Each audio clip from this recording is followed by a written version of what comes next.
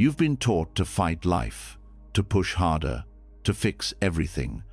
They told you peace comes when things finally go your way, when your job is perfect, your partner understands you, your past stops haunting you. But if that were true, why do you still feel tired? Why do your thoughts spin like a wheel that never stops turning? Why does your chest tighten at night, even when nothing's technically wrong? The truth is, you're not broken, you're just resisting what is. And the more you resist, the heavier life feels. But there's another way, a quieter, softer path that leads not to escape, but to freedom. And it begins with one ancient truth: let go. Tonight, you'll fall asleep not by silencing your thoughts, but by no longer fighting them. You'll hear Buddhist wisdom that has helped monks find stillness in storms, wisdom that teaches you don't need to control life.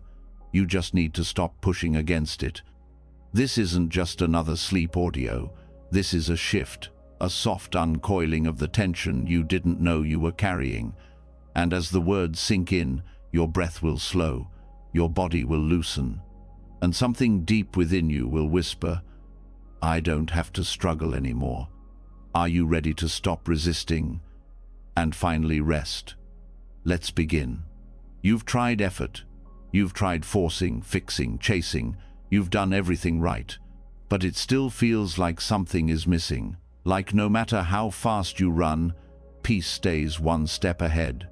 And in those quiet moments when there's nothing left to tweak or improve, you feel it. That empty hum beneath all the doing.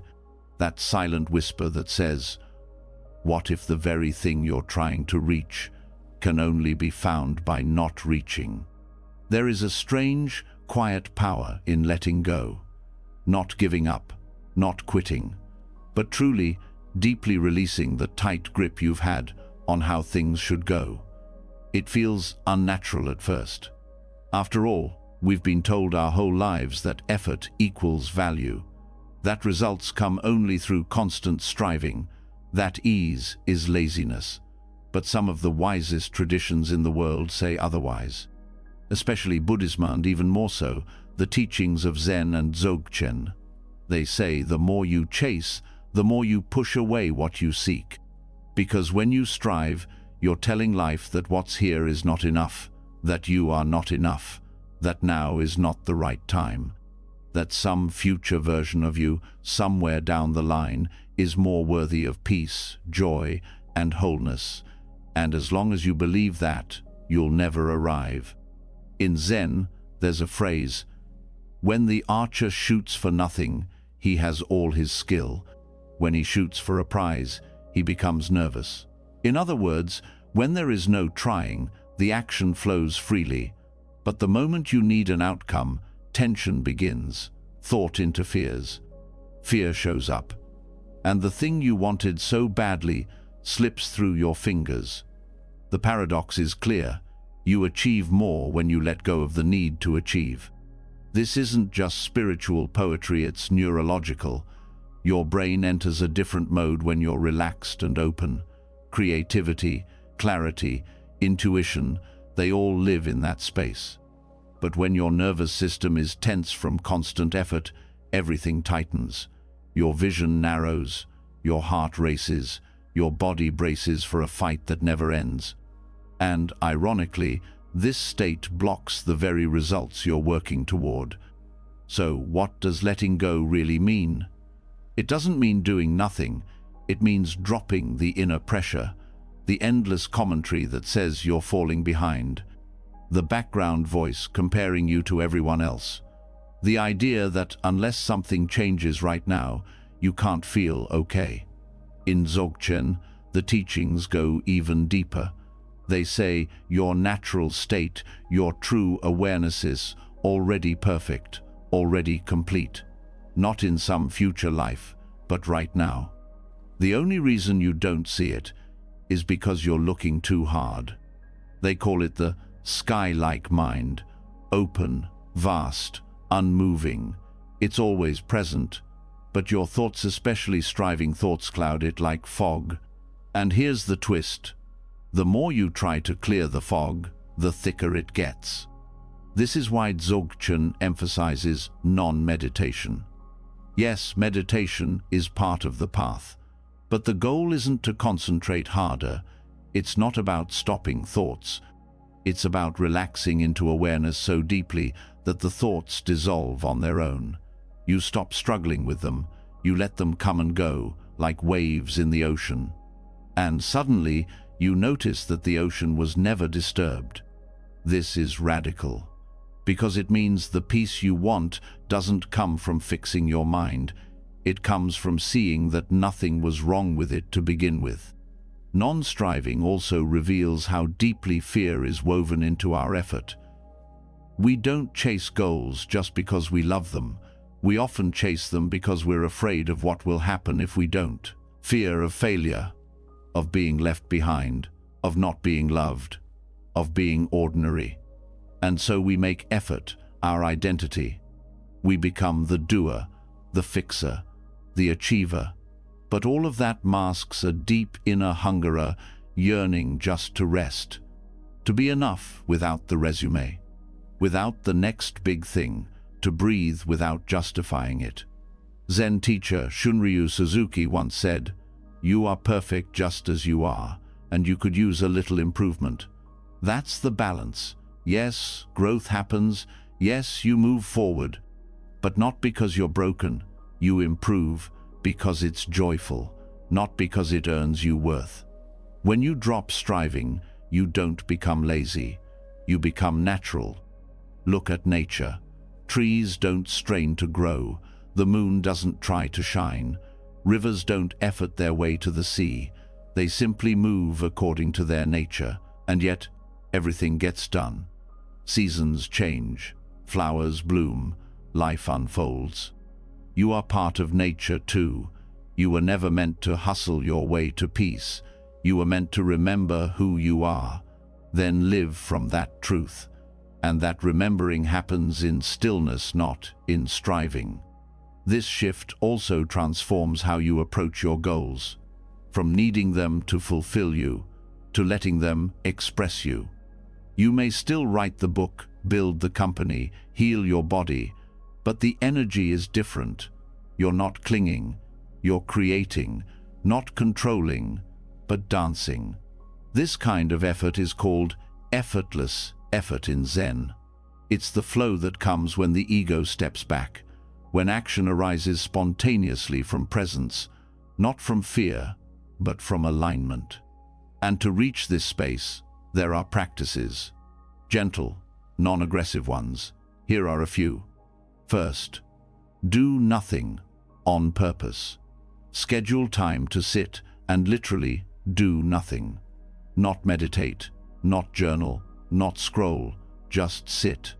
Let the nervous system feel what it's like not to be managed. At first, it may feel uncomfortable. The mind will scream to be useful, to be productive. That's okay. Sit through it. Watch the panic rise and fall. Eventually, you'll discover something underneath. Stillness that doesn't depend on effort. A quiet joy that was always waiting. Second, label striving thoughts with kindness. Throughout your day, when you notice the inner push, I have to do this now. I'm behind. I need to be more. Just smile at it. Name it gently. Striving again. You're not fighting it. You're meeting it like a child throwing a tantrum. Not with anger, but with presence. That awareness starts to soften its grip. Third, practice non-fixing meditation. This is especially from Dzogchen. Sit quietly and allow everything to be as it is. Don't try to deepen your breath. Don't try to focus. Don't try to relax. Just watch. Be aware of the one who is aware. That's it. Every time the mind jumps in to fix or change, just return to that spacious witnessing. Let your awareness rest in itself, like a bird returning home. You'll begin to notice a subtle shift, tension melting, clarity arising not from control, but from release. Fourth, use paradox as your teacher. When you feel stuck, ask, what if the opposite is true? What if this obstacle is not blocking me, but guiding me? What if letting go gives me more power than trying harder? Don't answer right away. Let the question open something deeper. The mind won't understand it, but your being will. Fifth, walk slowly, not to get anywhere, but to arrive in the step itself. Let each foot touch the ground like it matters. Let walking become a meditation in non-striving.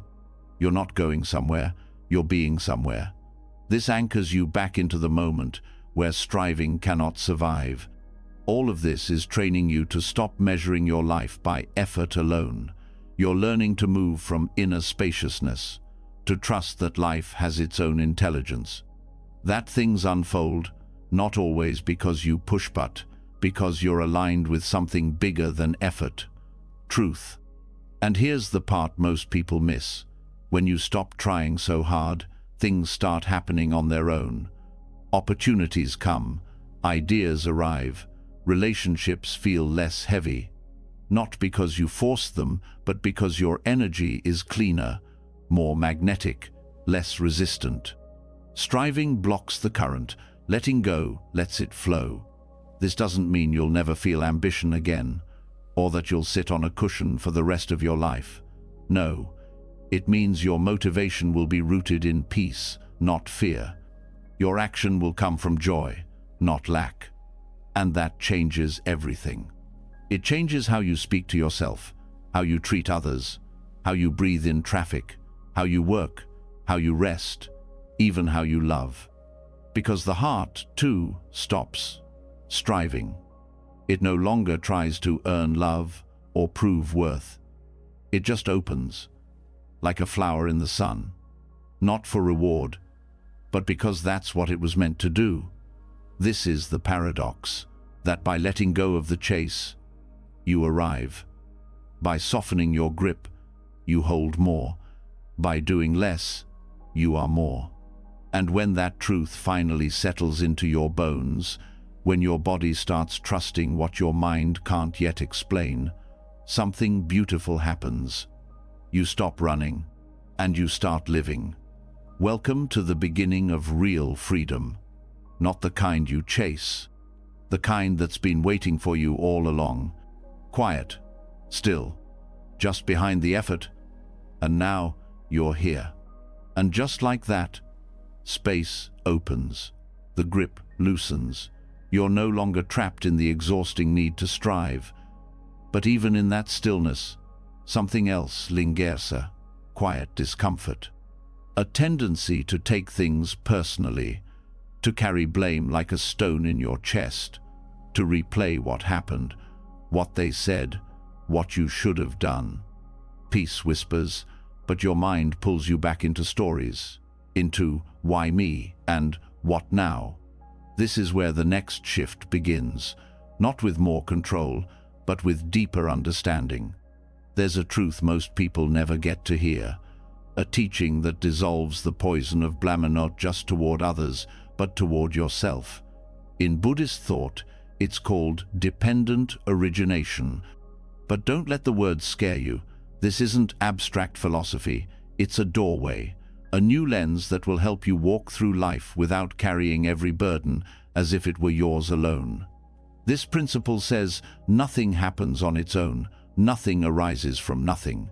Every thought, every emotion, every action, every reaction, you, me, the world comes from a long chain of conditions, each one giving rise to the next.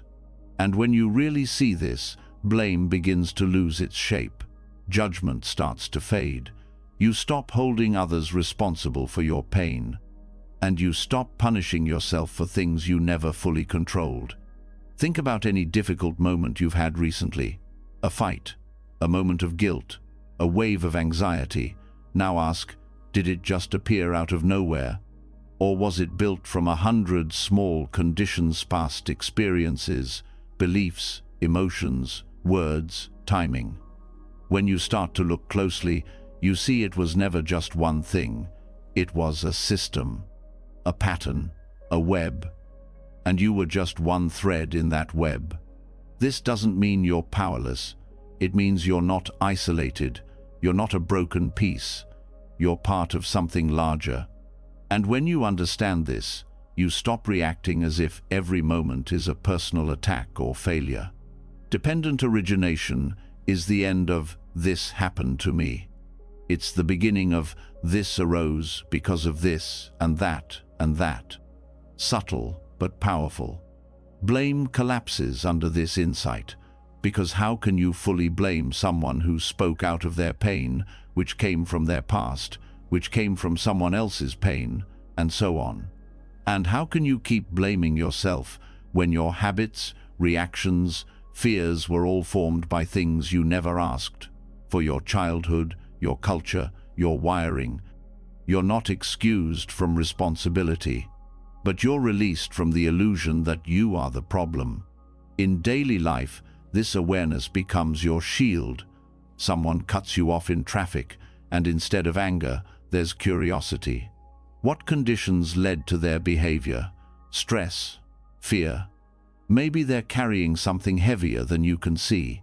You don't excuse harm, but you stop feeding the fire of outrage. You protect your peace by seeing clearly.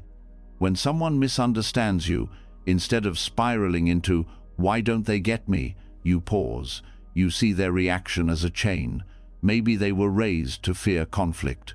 Maybe they carry wounds around rejection. Their view of you has more to do with their past than your worth. And just like that, you don't have to argue your value anymore. Even in silence, dependent origination brings freedom. Let's say you're feeling low, that old weight returns. Instead of thinking, "what's wrong with me?" you start asking, "what conditions are present right now?" Maybe poor sleep, maybe a memory surfaced, maybe you're hungry or lonely. Now, instead of identifying with the emotion, you investigate it. You track its origin. And in doing that, you stop resisting it. You stop making it personal. This is how healing begins, not with dramatic breakthroughs, but with honest observation. You start to see how everything is connected, how your anger yesterday was shaped by an unmet need, how that need was shaped by a belief, and that belief came from a time when you were just trying to survive. The moment you see that, the anger softens, the shame melts. You're not the villain, you're the witness. And witnesses don't need to carry the story, they just need to see it clearly. In this clarity, responsibility changes shape. It's no longer about control, it's about care. You care for the conditions you can influence, without judging the ones you inherited. You begin to clean up the inner environment, not by force, but by attention. That's the secret most people miss. Attention is what transforms the system. What you watch with gentleness begins to shift on its own. This principle also changes how you see your relationships. You stop expecting others to be flawless. You see their reactions as echoes. Their silence, their defensiveness, their control, it's all coming from somewhere. You don't have to tolerate abuse, but you also don't need to take everything personally. You gain the ability to set boundaries without hatred, to walk away without bitterness, to forgive without forgetting. Because now you see the whole picture, not just the moment of pain. Even decisions feel lighter under this lens. No longer do you get paralyzed by "what if I choose wrong?" You realize that choices don't happen in isolation. They're shaped by everything before them. And once made, they shape what comes next. There's no final verdict, just a flow. So you move forward with care, but not with fear. And when you mess up, which you will, you won't spiral into shame. Instead, you'll ask, what was present in me when I did that? Was I scared? Was I reacting to something older than this moment? What belief led me there?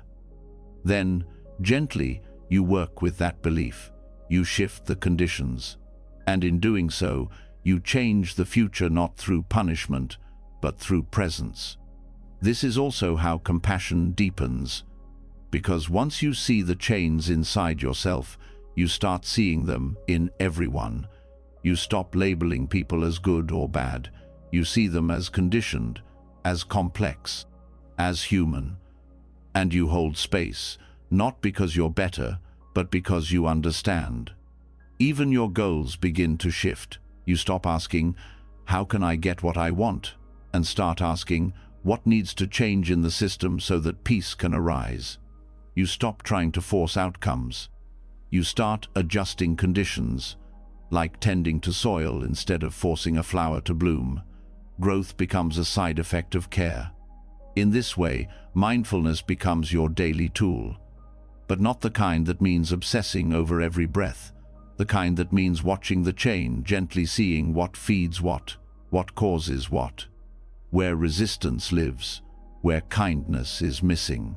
Mindfulness becomes your map, helping you trace back the patterns without judgment. And with this map, you navigate life differently, no longer reactive, no longer rigid.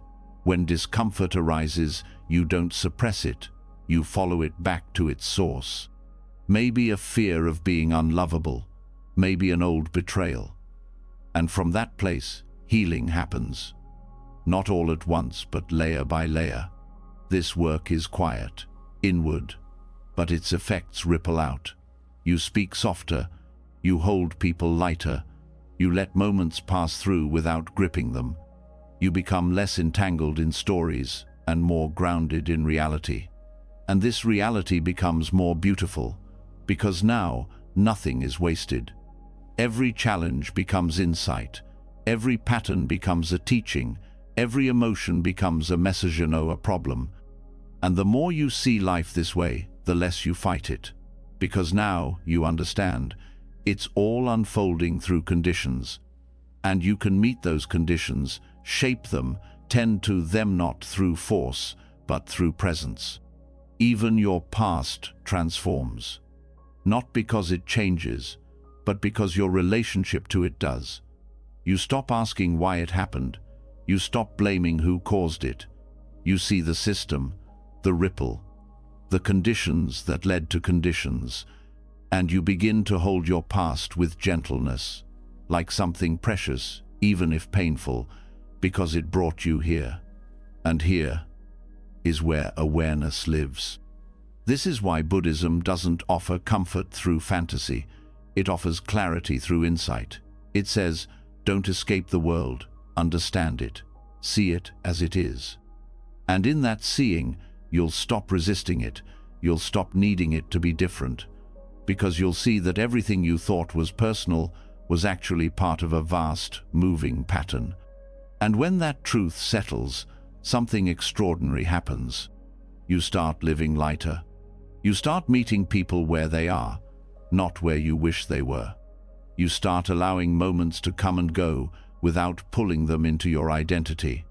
You become soft but clear, open but grounded, present but unattached. And in that way of living, peace is no longer something you search for. It's something that arises naturally when blame dissolves, and only understanding remains. Now that you've seen the hidden patterns behind life's chaos, the next step becomes clear. Shift from judgment to curiosity, from resistance to relationship. You're no longer walking through the world with clenched fists. You're moving with open hands, open eyes, and a quiet, unwavering heart. And what unfolds next will feel different, not because the world changes, but because the lens you're using finally lets the light in. When you begin to see life through the lens of interconnected causes, you stop blaming people and you stop blaming yourself. The heaviness of judgment starts to fade. But even after blame dissolves, another question quietly remains. If life is all conditions, then why do some things keep repeating? Why do certain emotions return like seasons, even when you try to change? Why does it feel like some patterns are stitched into your skin? This is where the conversation shifts into karma.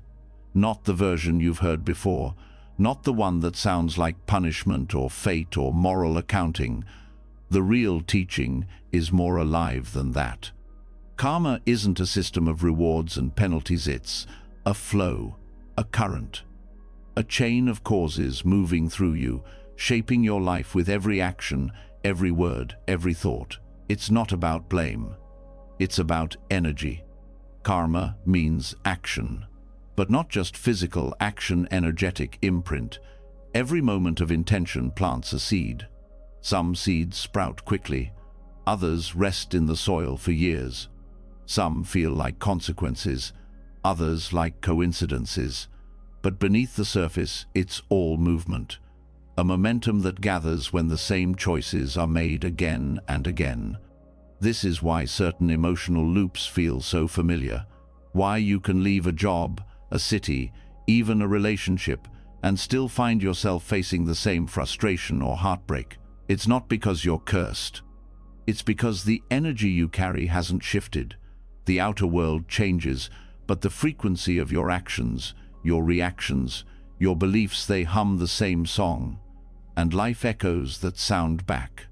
Karma doesn't punish, it reflects, it mirrors the energy you offer, not to shame you but to help you see, to reveal what's still active inside, what still needs healing, what stories are still writing your behavior. If you yell at someone in anger, the karma isn't that someone yells back. The karma is that you strengthen the habit of anger, and that habit creates a world where anger feels normal, where it returns easily, like a well-trodden path. But here's the power in this. If karma is energy, then it can be shifted. You're not locked into a script. You're not doomed to repeat your past. The flow can be redirected the moment you become conscious, the moment you choose a different response. Every small choice rewrites the energy you carry. And the key lies in awareness, not in effort, not in moral self-policing. Karma changes when you bring presence to the moment before action, that subtle space where intention lives. Before the word leaves your mouth, before the thought becomes a reaction, before the old pattern takes over, in that pause, a door opens, and through that door, new energy can move. One of the most overlooked truths is that karma is not linear. It's not simple cause and effect, like dropping a stone and watching it fall. It's layered, complex, woven into systems, families, cultures. You may carry the karma of generations, not as punishment, but as inheritance. Patterns passed down, not through blood alone, but through behavior, belief, silence. This is why healing yourself heals more than just you. It interrupts cycles that may have begun long before your lifetime. And yet, karma is deeply personal, because while you may inherit the current, you can choose how to meet it. You can face the wave with resistance or with presence. You can repeat the pattern or start to unthread it. Awareness is your oar, and choice is your compass. This also means that judgment becomes useless, not just toward others, but toward yourself. Regret loses its grip when you understand that the mistakes you made were part of unconscious patterns, not excuses but explanations. The more you understand the system, the less you need to hate the parts of yourself that acted from fear, from confusion, from habit. You begin to shift not through guilt, but through understanding. And understanding creates space, space to choose again, space to respond differently, space to slow down the karmic cycle not by force, but by seeing. You notice the pull to argue, and instead you breathe. You feel the fear rising, but instead of running, you sit with it. These moments may look small on the outside, but they are energetic revolutions. The karma that once moved you now pauses, and in that pause, something new is born. The most powerful karmic shift happens when you stop reacting and start listening, listening to what the moment is really asking. Often, we act out of habit not because it's what we want, but because it's what we've always done. You people, please not because it brings joy, but because you fear rejection. You withdraw not because you prefer solitude, but because you learned connection feels unsafe, These are karmic echoes. The goal is not to fight them, but to feel them fully, without identifying. And when you do, you stop feeding the loop. You stop adding fuel to the fire. The old energy dissolves not overnight, but gradually, like untying a knot that's been there for decades. With each breath of awareness, the threads loosen, the pattern weakens, and eventually, it fades. This is why karma isn't about good or bad. It's about clarity. There is no reward for being good. There is reflection. If you give with attachment, the energy of need comes back. If you speak with love, the energy of warmth spreads. The universe doesn't keep score, it keeps resonance, and you are the source of the frequency. But what about when life hits hard through illness, betrayal, grief? Are those karmic punishments? No, they are experiences shaped by countless visible and invisible causes. Some karmic, some circumstantial, some biological. Buddhism doesn't say, "You deserve this." It says, "This arose, and now, how will you meet it?" Even pain carries karmic potential, not because suffering is noble, but because it slows you down. It opens the heart. It reveals what truly matters. And if you meet it with presence, it can alchemize the energy of fear into wisdom. Not every wound is a punishment. Some are thresholds. Karma also applies to thought, not just action. The energy of your inner world creates ripples. If your thoughts are harsh, critical, rushed, that becomes your atmosphere. It shapes your body, your relationships, your attention. But the moment you change the tone, add softness, curiosity, spaciousness, you begin to shift the air around you. The pattern begins to dissolve. And life reflects that shift in the smallest, quietest ways. This is the practice. Watch your energy, not to control it, but to know it. Notice when you tighten, when you rush, when you close. That's karma moving. That's the old current. Now, with awareness, soften, breathe, choose differently. One breath is enough to redirect years of momentum. And when you fall back into the loop, which you willed and collapse into shame, karma is not a straight line, it's a spiral. You'll revisit the same places, but with new eyes. What used to control you will now be something you can watch, and eventually something you can smile at. The spiral softens each time you meet it with care. And this care begins to affect everything: the way you speak, the way you touch a doorknob, the way you walk into a room. Energy is everywhere. Your presence ripples, and people feel it. You stop needing to convince anyone of anything, because the frequency you carry speaks louder than your words. This is how karma becomes grace. Not grace from a God above, but from the unfolding of your own awareness. You stop being dragged by your history. You start shaping your future, not by controlling the world, but by caring for your energy in this moment, now. Karma is not law, it's movement. Karma is not morality, it's momentum. Karma is not fate, it's frequency. And the more you return to the stillness beneath all action, the more you see, you are not your past. You are the space where choice lives. This space is where transformation begins, not in massive changes, but in quiet presence.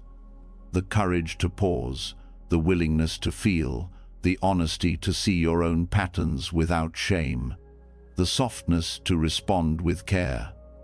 In this space, karma isn't a burden, it's a path. Not a path you follow, a path you become. And with each step in presence, you leave different footprints behind. As karma unfolds through energy and not punishment, you start to feel the rhythm of your life differently. It's not a script you're trapped in, it's a vibration you can tune. But even as you shift that energy, daily life can feel overwhelming. The world keeps spinning, distractions multiply, emotions swell without warning. the mind scatters and your clarity fades. You begin to sense that insight alone is not enough. You need something solid to return to, something that holds you steady when everything around you feels uncertain. This is where form becomes essential. There is a quiet wisdom in repetition, in structure, in ritual, not as a cage, but as a ground. In modern life, structure often feels like control. Routine is dismissed as boring. Discipline is confused with rigidity. But in Buddhist practice, ritual is none of these things. It is presence, stabilized. A form is not there to limit your freedom. It exists to catch you when your mind starts to drift. It is a shape that holds your awareness so it can deepen, not escape. You can't always control the chaos of the world, but you can create containers within it, small, sacred shapes that hold your attention. And when you return to them, not because you have to, but because you choose to, you begin to build trust with yourself. You begin to remember who you are before the world distracts you. This is the role of ritual. It invites you to return. It reminds you of stillness, not with effort, but with rhythm. In Buddhist monasteries, everything is ritualized. Waking up, bowing, eating, cleaning, all done with presence, intention, and care. Not because monks can't live without order, but because these forms reduce internal friction. When the body knows what to do, the mind doesn't need to wander. Structure becomes a channel through which awareness can flow more freely. You may not live in a monastery, but the same principle applies. When your day has no shape, it becomes harder to meet each moment with clarity. You're always deciding, always reacting, always shifting. But when you choose even a small structure, lighting a candle before meditation, walking the same path each morning, closing your day with a bow, you begin to build a rhythm that supports presence. Rituals are not about performance, they're about grounding. They create a space that signals, now, I return to myself. Even a single breath, taken at the same time each day, can become a ritual. It doesn't need to be dramatic. It only needs to be repeated with care. And repetition is powerful not because it's new, but because it deepens. Every time you return to a ritual, you return a little differently. The form stays the same, but you change. And this meeting between the unchanging and the changing becomes a mirror. It shows you where your mind is. It reveals how much resistance you carry. It gives you a place to rest that doesn't depend on how you feel. Most people resist form because they fear losing freedom. But the truth is, without form, the mind becomes chaotic. Choices become endless. Energy is wasted. In contrast, when your life has rhythm, your energy becomes focused. You don't have to think about what's next. You just step into it. And that simplicity brings peace. Even creativity flourishes with form. Artists, musicians, dancers, they all work within structure, scales, steps, frames. It's not the structure that limits the expression. It's the structure that allows the expression to grow. The same applies to inner practice. Your awareness needs a vessel, and rituals are those vessels. In Zen, sweeping the floor is meditation. Washing the bowls is mindfulness. There is no separation between the sacred and the mundane. What matters is the quality of attention. And form helps cultivate that attention, especially when life feels scattered. Think about how much energy is lost in transition, in the blur between tasks, in the rush from one moment to the next. Ritual slows you down. It marks time. It gives you entry points. Without it, you slip from moment to moment without noticing. But with even a few deliberate rituals, you pause, you arrive, you re-enter the now. This kind of structure becomes especially important in times of difficulty. When the mind is overwhelmed, having a form to follow, however small, can be life-saving. Something you can do even when your motivation is gone. a pattern that holds you when everything else feels uncertain. Ritual is also an antidote to craving. When you move through the same form again and again, you begin to see the mind's desire for novelty. You hear the thoughts that say, "This again? I'm bored." But instead of obeying that voice, you stay, you breathe, and slowly that hunger for stimulation fades. What replaces it is depth, subtlety, peace. Even the resistance itself becomes part of the ritual. You meet it, you bow to it, you include it, and by doing so, you begin to soften the part of you that always needs something new, something more. This softening spreads. It seeps into how you eat, how you speak, how you walk.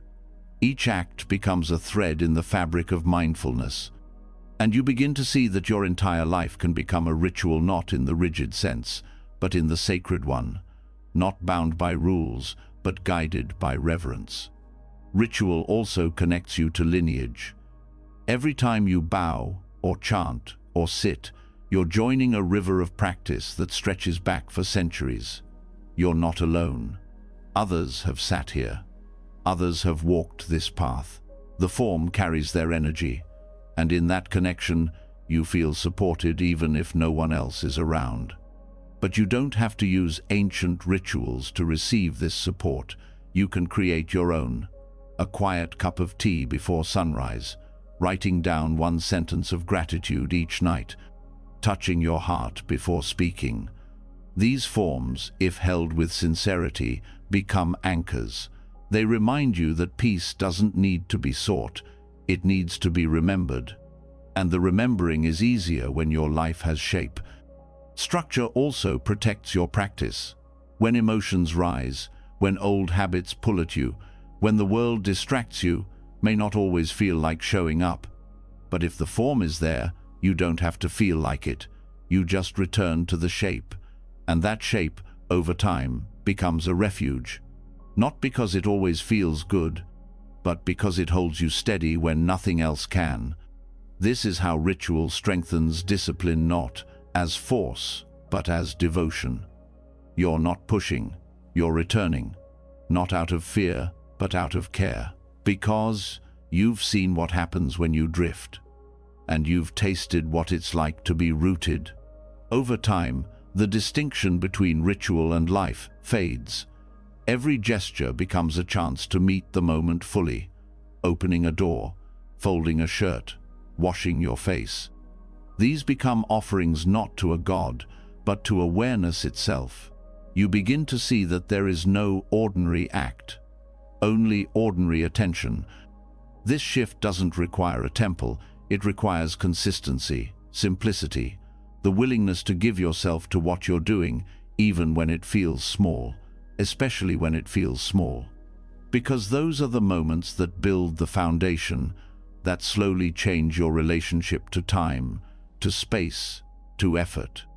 Ritual also reveals your patterns. If you approach a daily practice and find resistance, boredom, restlessness, those emotions don't come from the ritual, they come from within. And now you can see them. You can work with them.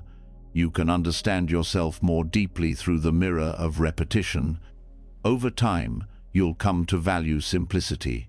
You'll begin to see the power of knowing what comes next, not because you need control, but because rhythm brings freedom. In chaos, you grasp. In structure, you settle. And that settling brings you into alignment, not just with yourself, but with life. You begin to move with the seasons, with the breath, with the day. You start to feel the quiet joy of living in sync, of not fighting the flow. When people say they want to feel more present, what they often need is not more insight, it's more rhythm. A body that knows where to go, a mind that has a home to return to, and rituals create that home, not by forcing you to stay, but by welcoming you back. Even when you miss a ritual, the memory of it works in your favor. It reminds you what it feels like to be centered, and that memory draws you back. Not with guilt, but with longing. Because once you've felt what it's like to live inside a structure that supports your peace, you want to return. Not to escape life, but to meet it more fully. And that is what ritual does. It doesn't take you out of the world, it roots you more deeply in it. So you can meet every moment not with control, but with care. Not with resistance, but with rhythm. Not with chaos, but with calm. It's not about doing more, it's about doing with presence. And that presence, held within form, becomes your practice, your path, your peace. The steadiness of ritual shows you how to stay present, even when life feels messy. It brings form to the formless, giving your awareness a rhythm it can rest inside. But even with structure and care, one subtle habit still lingers in the background, the mind's constant storytelling. It doesn't just describe your experience, it filters, distorts, interprets, judges. Without realizing it, you're not meeting the moment, you're meeting the version your mind has already edited. This is where a deeper invitation appears, one that asks not for effort, not for meaning, not even for comfort, but for truth. Not the kind built from opinions or explanations, the kind that's already here, quiet and complete, underneath everything you think about it. In Buddhism, this is called tathata, translated as suchness. It points to what reality is before the mind interferes. Not what you want it to be, not what you're afraid it is, but simply what is. Suchness is the end of the story, not because you suppress it, but because you see through it. You realize the story is something the mind adds afterward. The event happens, then the mind wraps it in meaning. Someone leaves, and the story says you're not enough. A plan falls apart, and the story says you failed. A feeling rises, and the story says something's wrong with you. But if you pause before the story takes hold, what's really there? A sound, a sensation, a breath, a flicker of emotion, just raw experience, unshaped. Suchness asks you to meet that rawness directly, without the overlay, without the commentary. This isn't about detaching from life. It's about dropping into it more honestly, before labeling, before fixing, before deciding what it means. And in that directness, there's peace, because the moment becomes pleasant, but because it becomes real. You stop needing it to be different. You start allowing it to be what it already is. When you practice seeing the suchness of things, you stop turning your experiences into identity. The mind says, "This happened, therefore I am." But suchness interrupts that loop. This happened, that's it, no extra meaning, no self-judgment, just the happening, passing through. This shift creates space between what arises and what you make of it. And that space is freedom. You begin to notice how quickly the mind adds labels to everything. This is good, that's bad, this is unfair, that shouldn't have happened. These labels feel automatic. But they're not truth, they're habits. And they reinforce resistance, because the moment you judge something, you push against it. You try to change it, deny it, escape it. And the resistance makes the pain louder. But what if nothing needs a label? What if anger is just energy rising? What if sadness is just heaviness in the chest? Not good or bad, not failure or flaw. Just suchness, life expressing itself, moment by moment.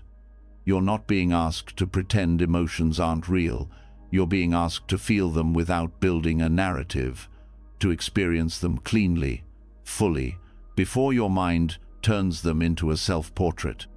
This is subtle but life-changing, because the story is what keeps suffering alive. The emotion rises, then the mind grabs it, spins it, clings to it.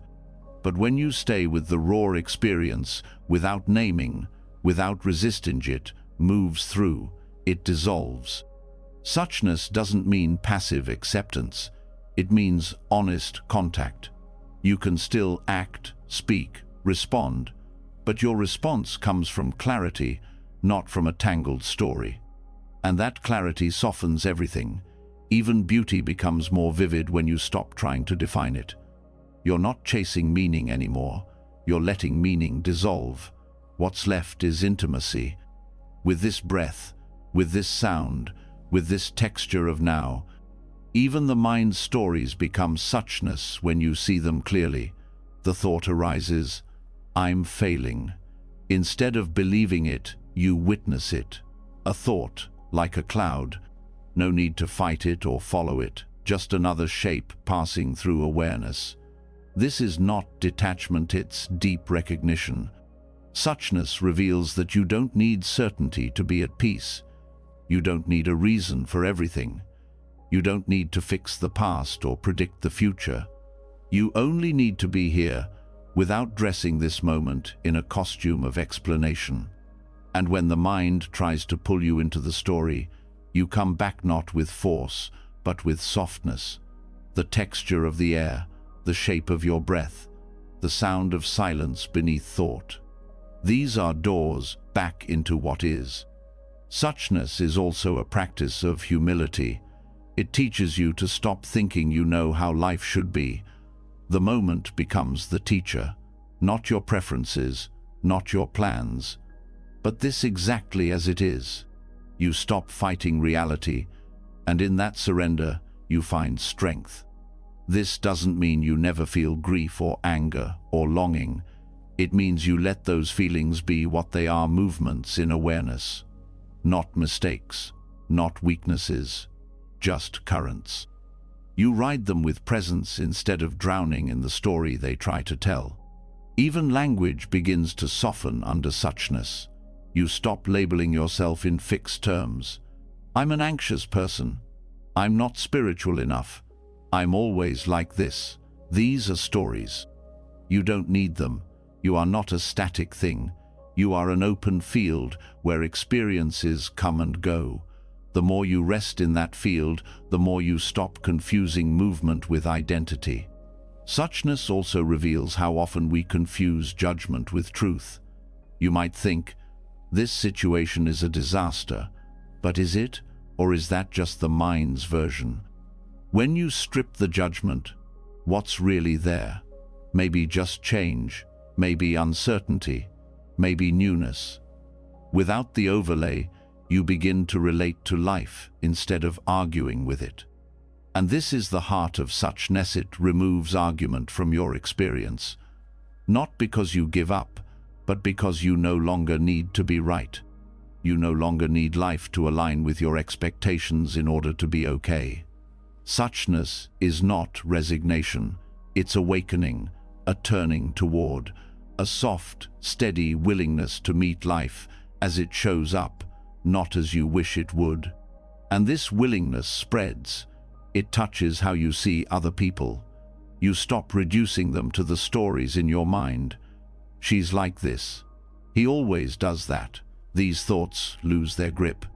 You begin to meet people freshly, as they are now, not as they were last week, not as your memory shaped them, but as living beings, always changing. Even conflict shifts. You don't have to agree with someone to see their suchness. You don't have to like someone to recognize their humanity. Suchness breaks down the illusion of separation. The moment becomes a shared space, not a battleground. And in this shared space, compassion becomes effortless. You're not being kind because you're supposed to. You're kind because there's nothing in the way. The story has dropped, and what's left is connection. Even your relationship with time starts to dissolve. The future loses its grip. The past becomes lighter. You're not constantly referencing what was or what might be. You're here, in contact with the unfolding, and that contact feels whole, nothing missing, nothing extra. This is the deep rest that suchness offers, not escape, but presence without pressure, without the need to be more, to understand more, to explain more, just being, fully, clearly. Suchness is not a place you arrive. It's a way you see, a way you meet life again and again with open eyes and no commentary. And when that becomes your habit, something else arises. Gratitude, not the kind you list in a journal, the kind that hums underneath your experience, quietly. Gratitude that doesn't need a reason. It comes from contact, from meeting life without the filter, and that contact is enough. This is the wisdom of suchness.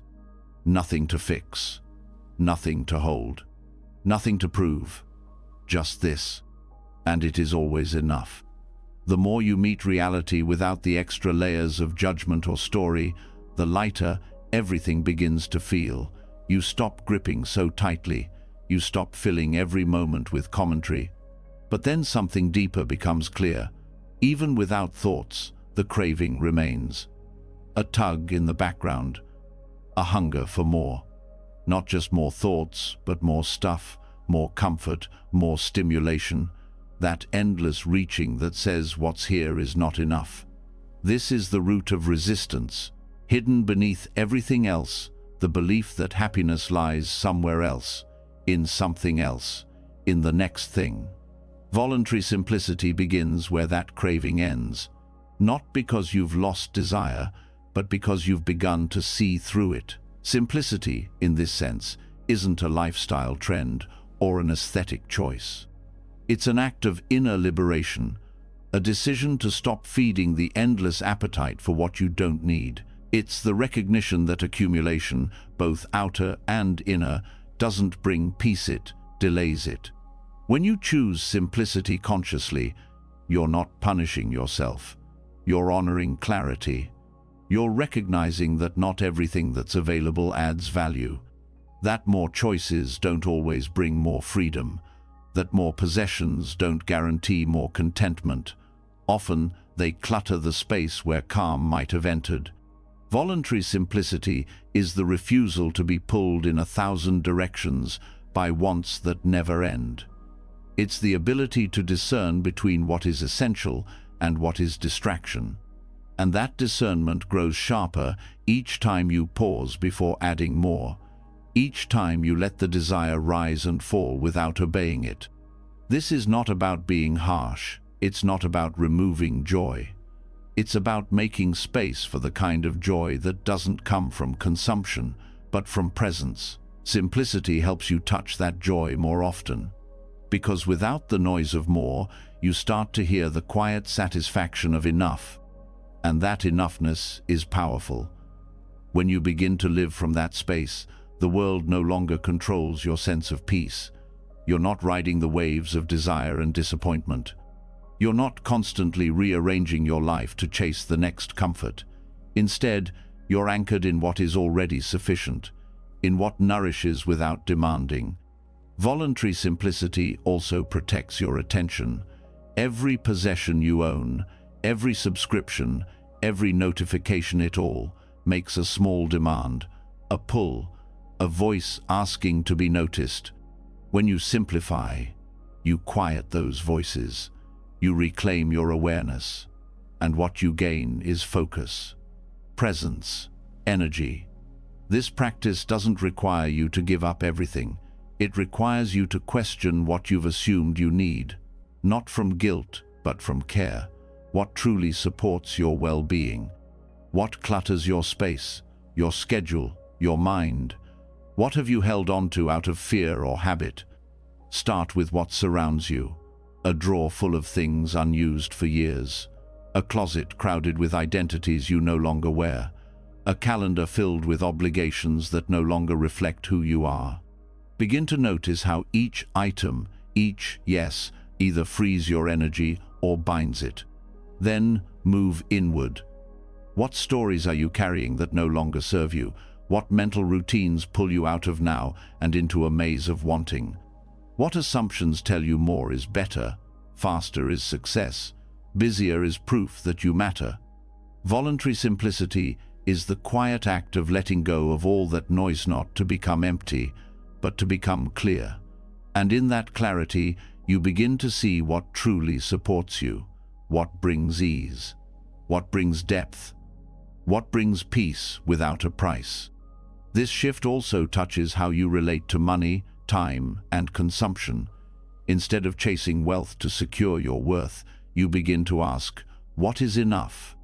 Instead of filling every hour with productivity, you begin to ask, what matters? Instead of buying to soothe discomfort, you begin to ask, what am I avoiding? You stop trying to fix your inner world with external solutions. You stop trying to solve dissatisfaction by adding more to your life. You recognize that most craving is a misunderstanding, not a need, but a habit. Simplicity is the breaking of that habit. And the break happens not through denial, but through mindfulness. When you pause before reaching for the next thing and you ask, is this true nourishment or just distraction? You begin to move differently. You move with care, with awareness, with purpose.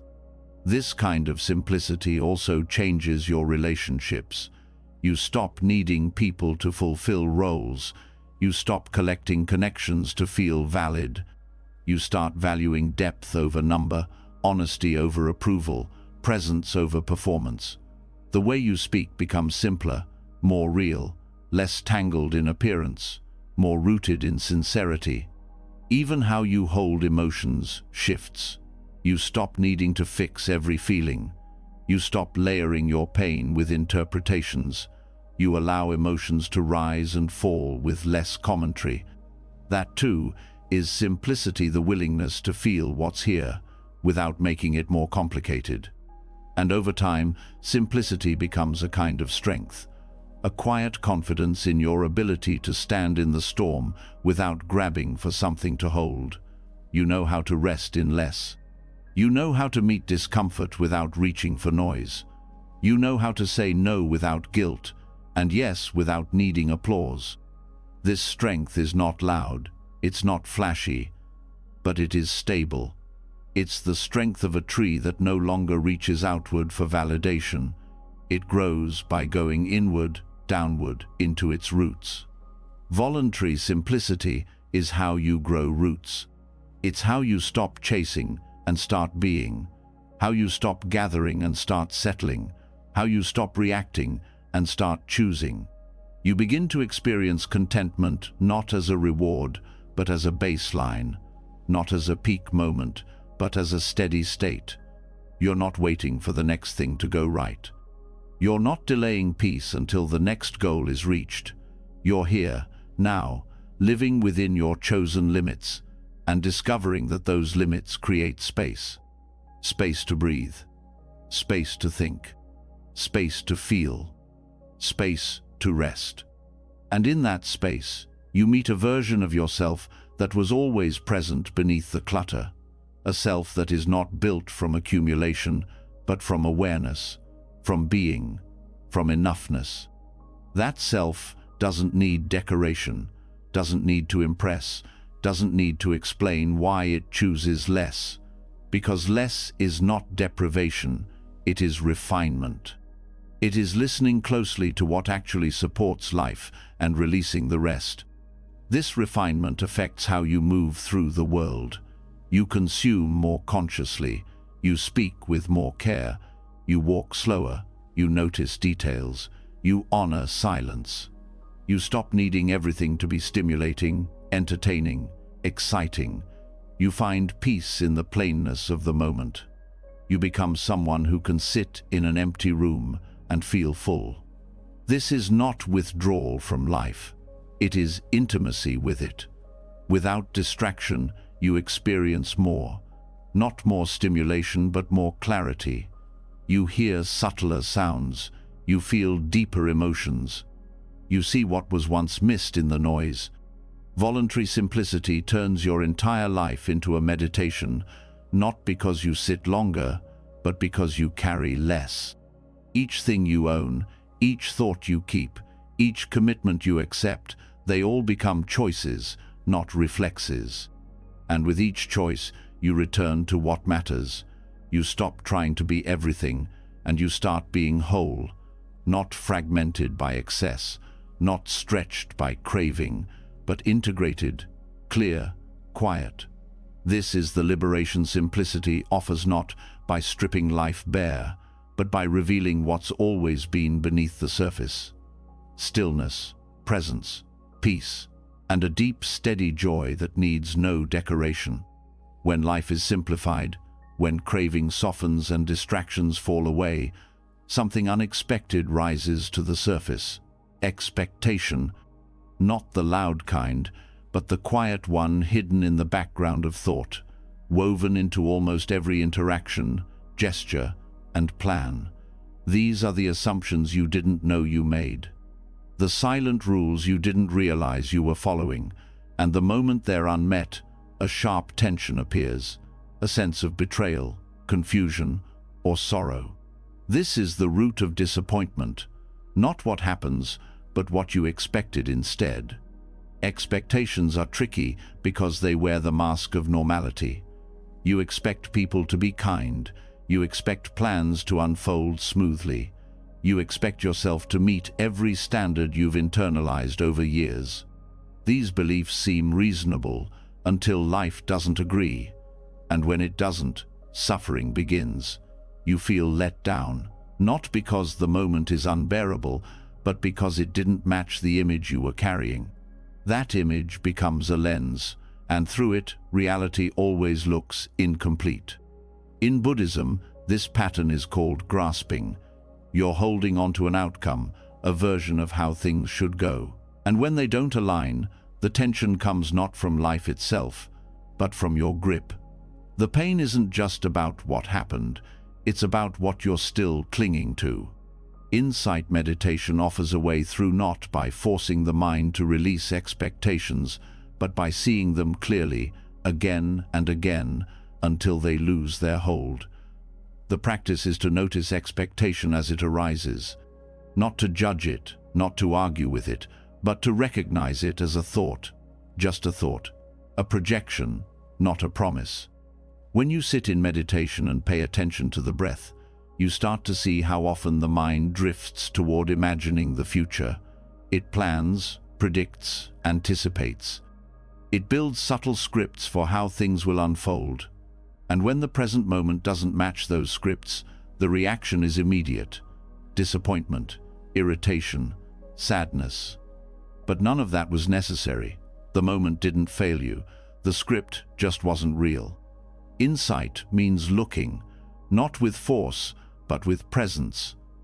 You learn to watch the feeling of expectation, the sensation it brings to the body. Sometimes it's a tightening in the chest, a clenching in the jaw, a leaning forward as if trying to speed up time. And the moment you see it clearly, something softens, the grip loosens. You stop living in the gap between what is and what was imagined. This doesn't mean abandoning hope or becoming passive. It means replacing expectation with openness. You can still set intentions, still make plans, but you do so lightly. You meet each moment with curiosity instead of demands. You stop framing life in terms of should, and you start receiving it as it unfolds. One of the most powerful insights is that expectations are often shaped by fear. The mind creates imagined outcomes as a way to feel in control. If you know how things will go, you feel safer. But this safety is an illusion, and it costs you your freedom. Because now your peace depends on life staying within your imagined lines. The more you practice insight meditation, the more you see that most moments don't actually bring suffering. What brings suffering is the comparison. You compare what's here to what should have been. You compare who you are to who you think you're supposed to be. And in that comparison, peace is lost. But when you sit with what is, just as it is, without commentary, you begin to notice the richness that was hidden beneath expectation. You hear sounds you used to ignore. You feel sensations that used to seem unimportant. You connect to the directness of experience, and that connection is enough. Expectations also distort relationships. You enter conversations with assumptions about how others should respond. When they don't match that script, conflict arises not because they were unkind, but because they didn't fit the role your mind cast for them. You expect appreciation, understanding, validation. When it doesn't come, You feel unseen. But what if you could meet each person without that weight? What if every interaction was a meeting of presence, not a transaction of needs? This isn't about being indifferent. It's about being free. Free to let people be as they are. Free to let life unfold without constant evaluation. Free to experience disappointment without turning it into identity. Insight meditation helps you see that disappointment itself is just a wave. It rises, crests, and fades. You don't need to hold on to it. You don't need to resist it. You just need to be present with it as a temporary event in awareness. And the more you do this, the less power it holds. You also begin to recognize that expectations are not just about others. You place them on yourself constantly. You expect to feel a certain way, to perform at a certain level, to be consistent, productive, calm, loving. And when you're not, the judgment comes quickly. You turn natural fluctuation into failure. But these expectations were never fair. They were internalized, standards often unexamined, often impossible. When you release these internal demands, you create space for self-compassion. You allow yourself to be human, imperfect, fluctuating, changing. You stop chasing an ideal and start meeting your experience with kindness. This shift has practical effects. You stop overcommitting. You stop forcing energy when it's not there. You stop treating rest as weakness. And in that space, your natural rhythm returns. You become more balanced, more whole. In a deeper sense, releasing expectations also transforms your relationship with time. Most expectations live in the future. They pull you out of the present and place your happiness in a distant version of it. But the future never arrives the way you planned, and even when it does, it quickly becomes the new present and the cycle starts again. By watching this process through meditation, you learn to catch it in real time. You notice when the mind leaps ahead, when it starts crafting outcomes, and instead of following it, you come back. Back to breath, back to sensation, back to now. This doesn't erase your goals, it grounds them. You work toward them without becoming tangled in them. You take each step without needing to control the result. You move with effort, not strain. And when life surprises you, when plans fall apart, when people change, when results don't come, you meet that moment without collapse. You feel the loss, but you don't become it. You feel the wave, but you don't drown. You may still feel disappointment, but you see it for what it is, the gap between what was expected and what is. And when you stop feeding that gap with stories, it closes on its own. Even joy becomes simpler. It's no longer dependent on something special happening. It comes from the freshness of experience, from presence that isn't filtered by assumptions. In this space, peace becomes accessible, not in the future, not after everything goes right, but now, because the tension that blocked it, the expectation has been seen through. And what remains is life, raw and unfiltered, sometimes messy, sometimes beautiful, always real. This is the invitation, to live without the constant measurement, to replace expectation with attention, to meet life as it is, not as your mind says it should be. And in that meeting, to find a kind of freedom you never had while clinging to imagined outcomes. This is not easy, it's not instant, but it is possible, and every time you sit, every time you return to breath, every time you pause before reacting, you weaken the grip of expectation. You strengthen the muscle of presence. Eventually, the stories fade, the tension melts, and you realize peace was never waiting in the next moment. It was here, underneath the assumptions, all along. When expectations dissolve, something else becomes visible, something that was always there, but hidden beneath the noise of wanting, the shifting tides of your own emotions. You begin to see that much of your inner life isn't shaped by what happens outside, but by the weather patterns moving through your mind and body.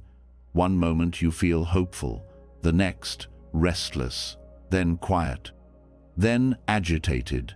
These moods come and go like changes in the wind. But the suffering comes not from the emotion itself, it comes from identifying with it.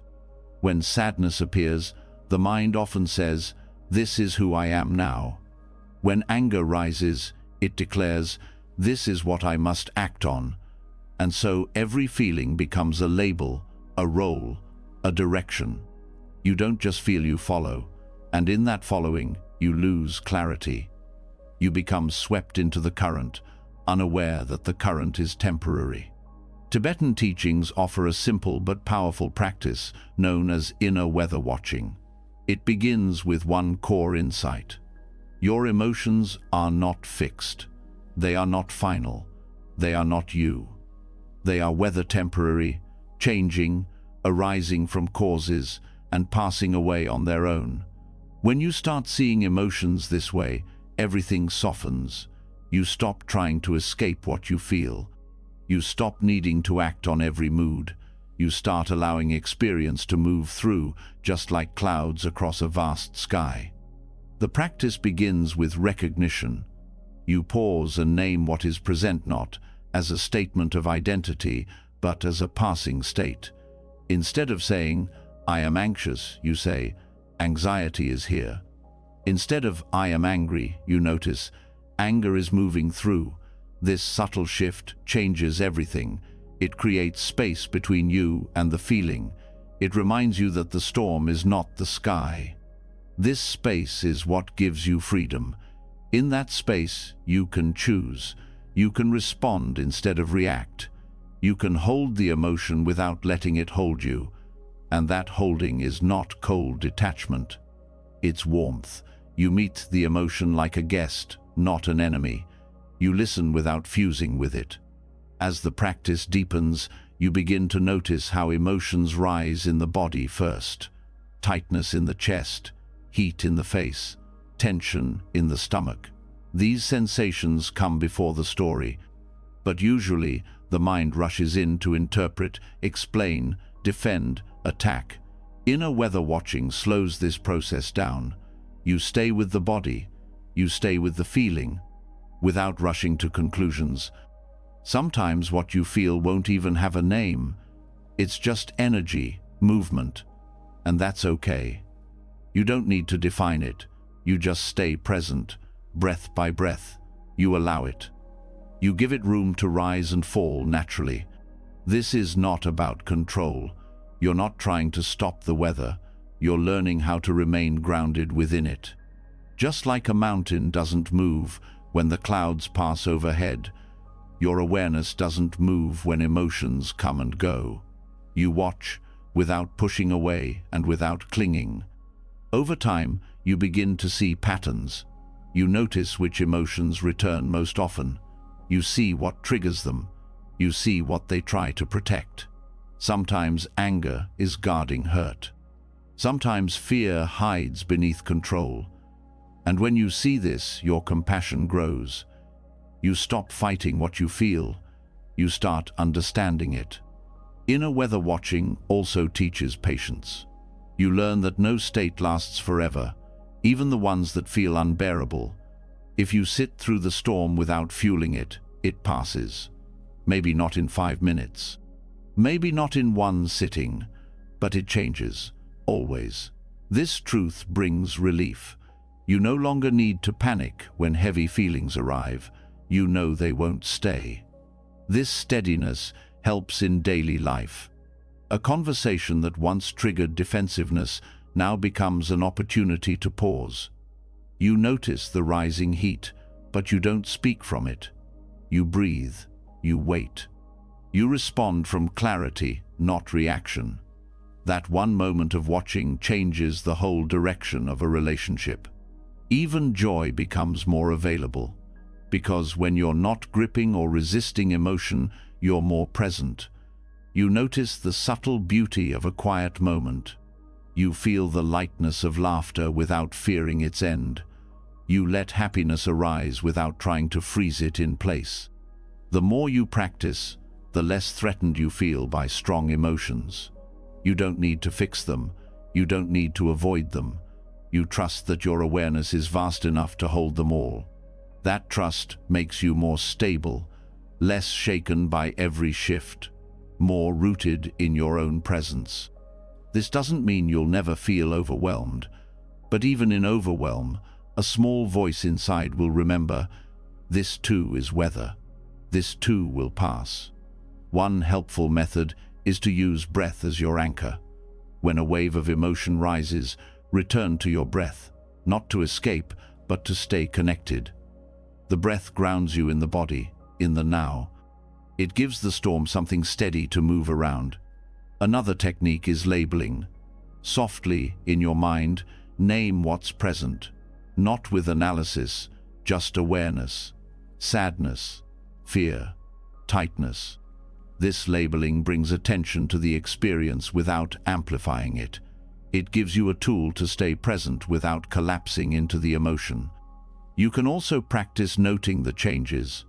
Watch how one emotion gives way to another, how irritation fades into fatigue, how sadness gives way to stillness. Noticing these shifts reminds you of impermanence, and that reminder dissolves the belief that you're stuck. Over time, your whole way of relating to experience shifts. You stop seeing certain emotions as problems.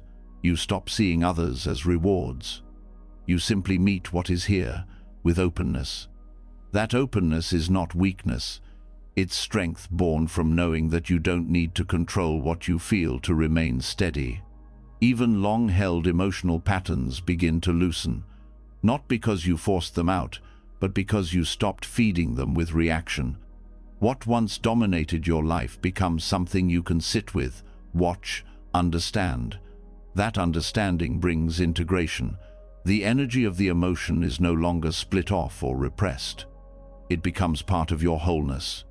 Inner weather watching is not about fixing yourself. It's about knowing yourself. Not the stories, but the raw, living energy underneath. And the more you know that energy, the more intimate you become with your own experience. You begin to feel like a safe place to be. You also become more available to others. Because you're no longer afraid of feeling, you can hold space when others are emotional. You don't need to fix them. You don't need to offer solutions. You can simply be there, steady, present, allowing. That presence is one of the most healing things you can offer. This practice also weakens the grip of shame. When you stop identifying with emotions, you stop judging yourself for having them. Anger doesn't mean you're bad. Fear doesn't mean you're weak. These are just movements in consciousness, whether temporary, impersonal, human. And that understanding allows you to forgive yourself more easily. You begin to see that many of your past reactions came from unprocessed storms. You weren't wrong. You were overwhelmed. Now, with new tools, you can meet the next storm differently. This gentleness ripples into everything. You become less reactive, more reflective, less hurried, more attuned, less afraid of intensity, more able to hold space within it. You're not escaping life. You're entering it more fully without being pushed around by every passing mood. You remain grounded, steady, clear, like a sky that welcomes the storm but is never disturbed by it. And eventually, you stop needing every day to be sunny. You stop needing every moment to feel good. You find peace in the middle of motion, not in perfection, but in presence. This is the freedom inner weather watching gives you, not by changing what you feel, but by changing how you see it. From identity to energy, from problem to process, from chaos to passing cloud. No longer ruled by storms, you start to live in the sky. As you learn to sit with emotions like weather passing, shifting, never permanent, something more profound begins to emerge. Beneath the waves of joy and sorrow, beyond the storms of fear and restlessness, there is a deeper current that rarely gets touched. Not because it's hidden, but because it's avoided. The truth that all of this, every thought, every feeling, every body ends, not someday far off, but at a time completely unknown. And while the mind may try to turn away, this truth holds a doorway, one that leads not to despair, but to peace. This is the heart of Maranasati, the Buddhist practice of remembering death. It is not a ritual of darkness. It is not a reason to live in fear. It is a return to what's always been true, a way to wake up from distraction and see what actually matters. Because when you know you don't have forever, everything shifts. You stop pretending that small irritations are worth your energy. You stop delaying your care for others. You stop treating this moment like it's just another one in an endless stream. You begin to live fully, not by trying to escape death, but by including it. In this practice, death is not the enemy. It's the teacher. It reveals the fragile beauty of what's here. It clears away the illusion that anything can be possessed, clung to, or guaranteed. It opens the mind to reality as it is, uncertain, impermanent, precious. Reflecting on death softens attachment not by stripping away love, but by clarifying it. You start to see how much time is spent holding on to things you cannot keep. You cling to identity, to plans, to comfort, to control. But when you remember that all of this passes, you begin to loosen your grip. You breathe more freely. You love more purely. You stop needing to own the moment and start participating in it. Maranasati isn't about rehearsing tragedy, it's about cultivating presence through truth. In the same way you watch your breath during meditation, you turn your attention toward the fact that life has an edge, a limit, and you meet that limit with honesty. You don't try to escape it through fantasy or denial. You face it not to be morbid, but to become more awake. This kind of awareness brings equanimity, a calm that doesn't depend on things staying the same, a steadiness that can hold joy and loss in the same hand. You start to notice how resistance to death is often hidden in daily reactions. The need to be right, the fear of letting go, the push to control others, the worry over change. All of it comes from the same root: resisting impermanence. When you reflect on death, you begin to see how deeply that resistance runs, and with that seeing, you begin to release it. This doesn't happen through force, it happens through reflection. You take time each day, or whenever you remember, to sit with the simple truth. This life will end. These people I love, this body I move through the world with, this moment, it all will pass. The goal is not to make yourself sad, it's to sharpen your clarity, to bring immediacy to the present, to let gratitude rise, not as an idea, but as a direct experience of how rare and fleeting this moment is. When you touch this awareness, the way you respond to life changes. Small frustrations lose their power. Old grudges fall away. You stop expecting things to last forever, and that expectation was the root of suffering. Without it, there's room for peace. Even your goals begin to transform. You stop chasing them as if they will complete you. You move toward them because they feel true, now not because you're trying to secure something permanent. You live with intention, not urgency, with care, not obsession. This reflection also brings compassion. When you remember that everyone you meet will die, including those who upset you, it becomes harder to hold on to anger. You see the shared condition. You see the briefness of it all, and that awareness softens the heart. It doesn't make pain disappear, but it brings perspective.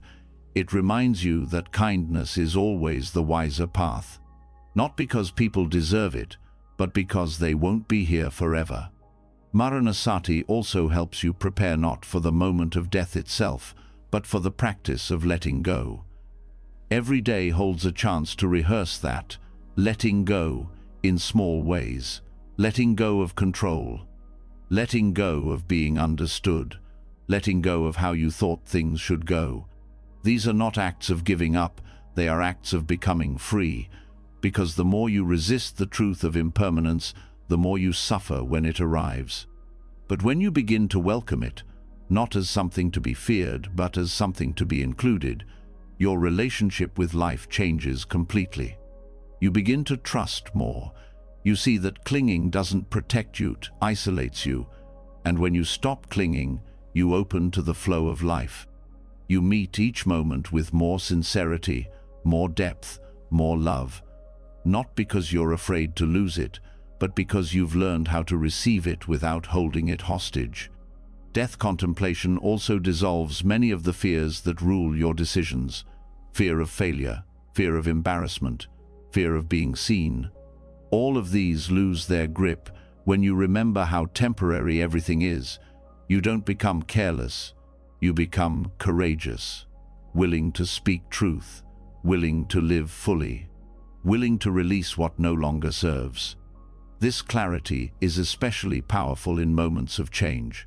When something ends, a job, a relationship, a chapter in your life, it can feel like a kind of death.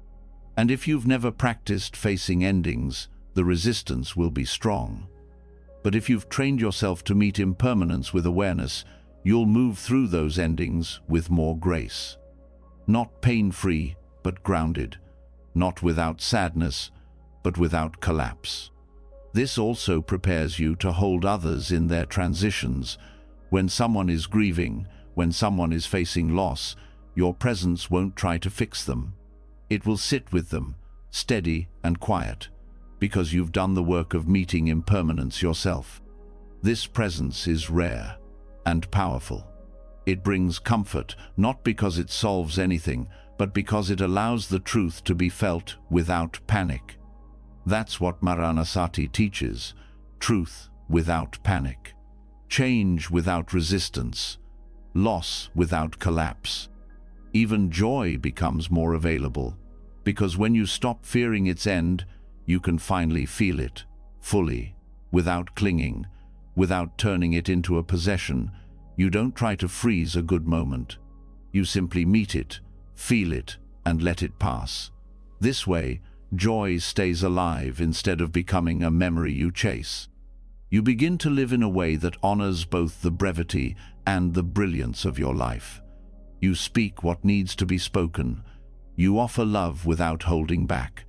You forgive more easily, not because the past didn't hurt, but because you see how little time there is to keep carrying it. Every breath becomes more meaningful, not because it's dramatic, but because it's uncertain. You stop taking time for granted, and that awareness makes even the smallest moments sacred. This doesn't turn you into a detached observer. It makes you more alive, because when you stop avoiding death, you start truly living. You show up, you stay present, you love more openly, you rest more deeply, you suffer less, not because nothing hurts, but because you no longer resist the truth that all things change. Maranasati is not about fear, it's about freedom. Freedom from illusion, freedom from urgency, freedom from the endless push to secure something unshakable in a world that's always moving. It's a practice of remembering what matters, not in theory, but in your bones. And from that remembrance, you live differently. Not perfect, not always calm, but real, awake. And in that wakefulness, you find a peace that no amount of control ever gave you.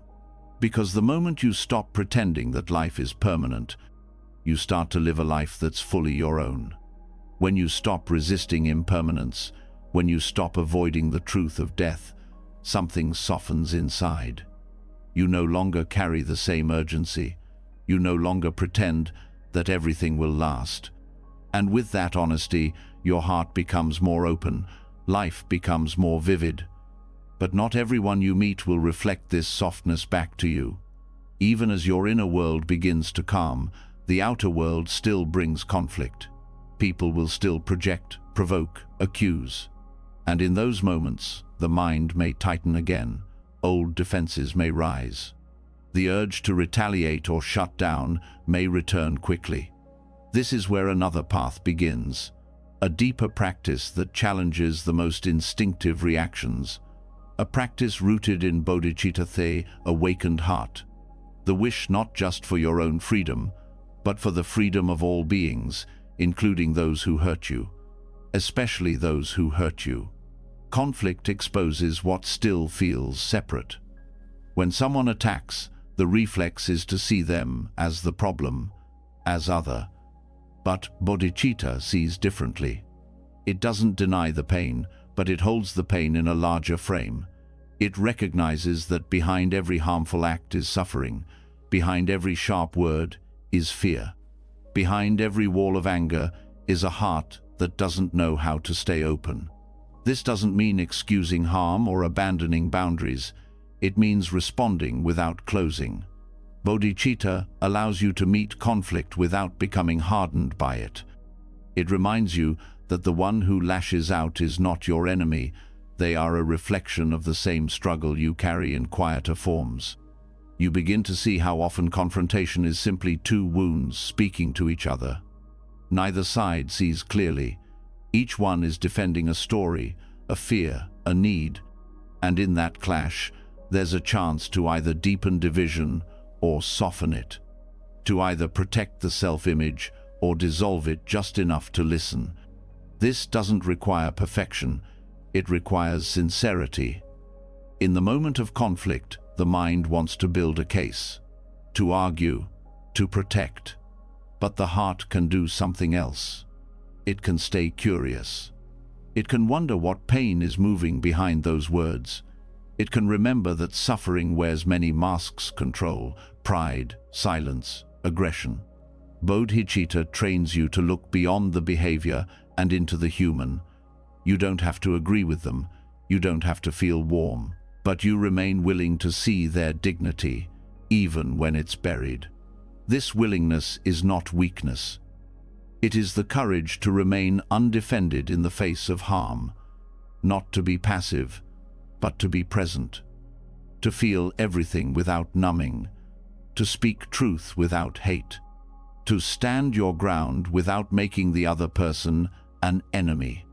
Sometimes this means saying nothing, not as silence that hides, but as silence that listens.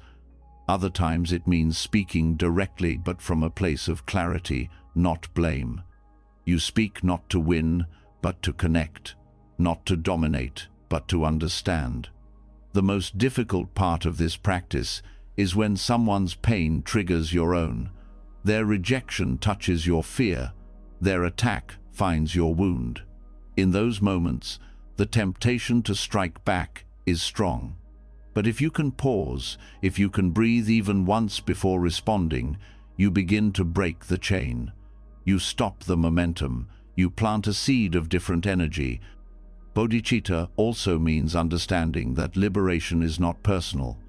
You don't just want to be free from your suffering. You want to see a world where no one needs to act from theirs. This intention shifts how you move. You stop keeping score. You stop needing to be right.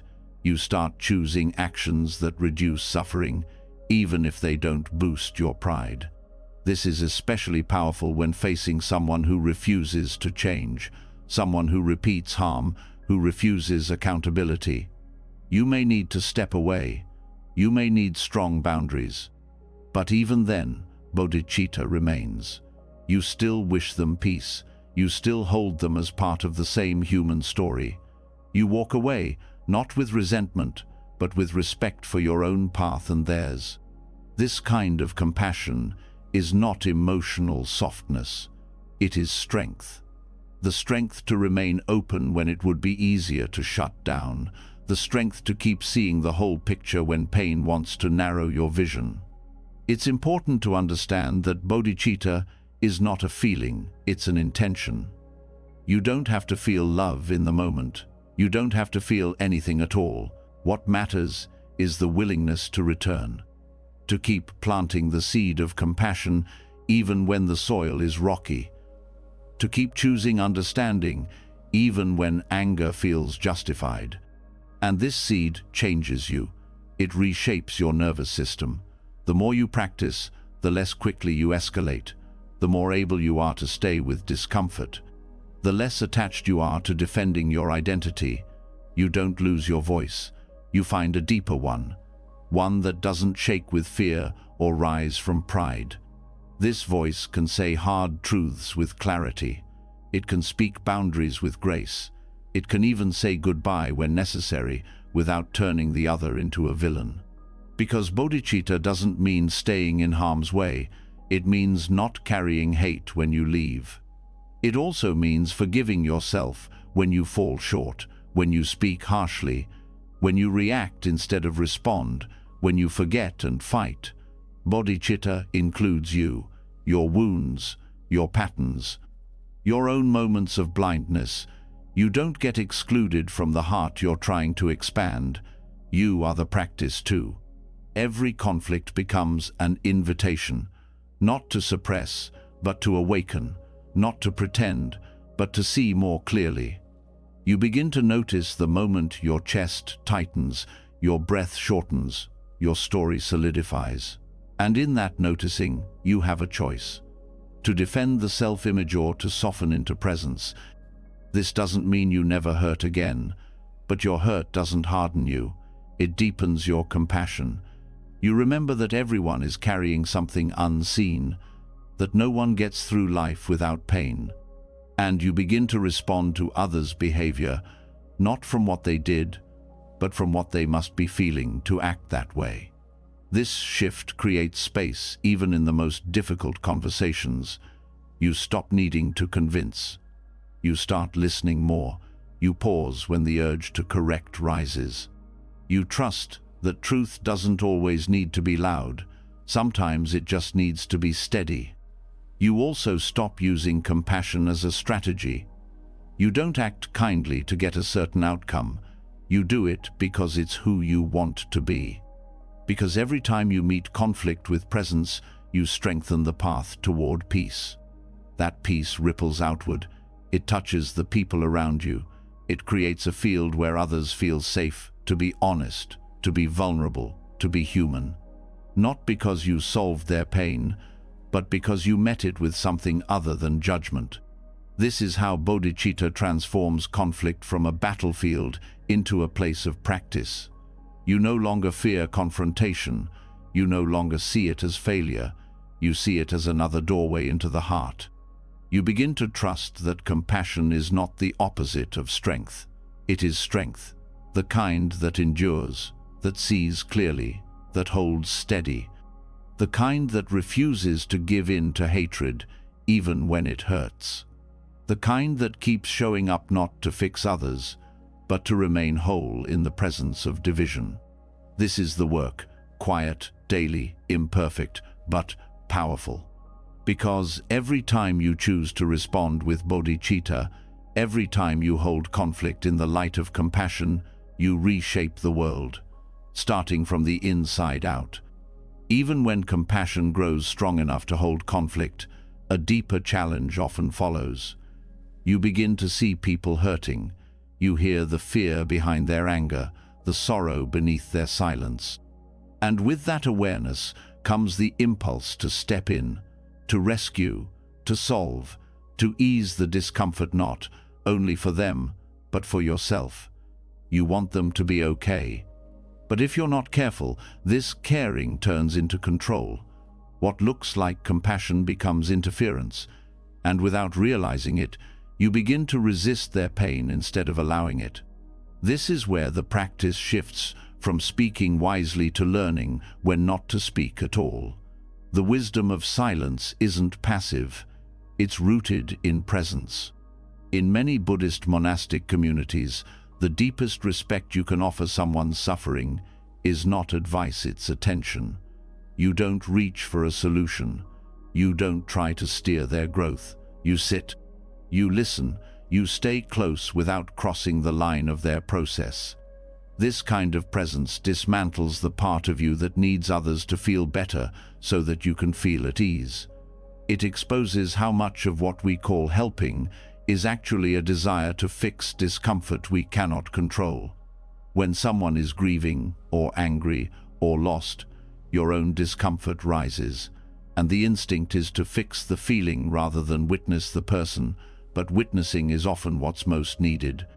To truly listen means to stop placing your ideas between the other person and their experience. You don't interpret their pain. You don't make it about what you would do. You don't offer your own story in place of theirs. You simply allow their experience to exist exactly as it is, without shaping it. This restraint is a discipline. You learn to notice the urge to interrupt, to teach, to advise, and you let it pass. You learn to remain steady in the face of emotion without trying to manage it. Not because you don't care, but because you care enough to allow the other person to have their experience in full. Non-intervention does not mean emotional distance. It means inner stability. You trust that pain doesn't always need to be solved, that discomfort is not failure. That healing often begins with being seen, not being instructed. This is especially important when someone is in the middle of uncertainty, when their questions have no answers yet. The moment you step in to offer a conclusion, you close off their exploration. You interrupt their unfolding. But when you stay present without directing, you allow space for their own insight to arise. Sometimes, silence is the most honest answer. Not because you have nothing to say, but because your presence is saying everything. It's saying, I'm not afraid of your pain. I'm here. I'm not trying to change you. I trust your process. This level of trust requires letting go of your own agenda. You may want the person to feel better. You may want resolution. But you learn to sit with the unresolved without rushing it. You stop confusing helpfulness with urgency. You begin to understand that stillness is often the most generous thing you can offer. And as you practice this, your relationship to discomfort changes. You become less reactive. You stop needing to fill every silence. You stop needing to offer something wise or comforting just to feel useful. You realize that usefulness is not the same as presence. You begin to let go of the self that needs to be the healer. This isn't detachment, it's respect. Respect for the complexity of another's path. Respect for the intelligence of their heart. Respect for the way growth often happens slowly, beneath the surface, when no one is watching. In fact, the more silent presence you offer, the more others feel safe to open. They sense that they're not being evaluated, analyzed, or guided. They feel held without being handled. And that safety becomes the space where insight can emerge. This is how non-intervention becomes transformative. You're not offering answers, you're offering space. A space free from judgment, free from control, free from the pressure to be okay. And in that space, people often discover their own clarity because you didn't interfere with the process. This doesn't mean you never speak. It means your words arise from deep listening, not from your own discomfort. You learn to ask before offering, to wait for the invitation, and even then, you speak slowly, briefly, with care, because you understand that words can either open or close a moment. Often, the impulse to fix is tied to your identity. You want to be seen as someone who helps, someone who knows. But silent wisdom asks you to step out of that role, to let go of the need to be needed, to become invisible, not in absence, but in humility. This humility softens your presence. You no longer enter a conversation with the energy of fixing. You enter with the energy of witnessing. You let go of being right or insightful or powerful. You simply show up fully, without the need to shape the outcome. That presence becomes a kind of sanctuary. People can rest there. They can be raw and confused and emotional without being steered. They can be themselves because you're not trying to turn them into something else.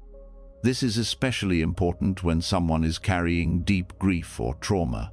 No words will erase what they're feeling, and trying to offer solutions too soon can feel like a dismissal. But when you stay with them, silent, open, grounded, warm, you communicate what words never could, that they are not alone, and they don't need to be fixed to be worthy of love. Even in everyday interactions, this silent wisdom is valuable. You stop giving advice no one asked for. You stop reacting to every complaint with a strategy. You stop thinking that every emotional expression is a call for correction. Instead, you listen, not to respond, but to understand. And the more you do this, the more you begin to notice the subtle forms of control you used to rely on. The way you filled space to avoid tension, the way you talked over silence to avoid intimacy, the way you offered solutions to avoid vulnerability. All of that begins to dissolve. You learn that your presence, unforced and unfiltered, is enough. And in learning that, you become more peaceful not only with others, but with yourself. Because when you stop trying to fix everyone else, you stop trying to fix yourself in the same way. You stop pushing your own pain away. You stop rushing your own process. You learn to meet your inner world with the same silent attention you offer others.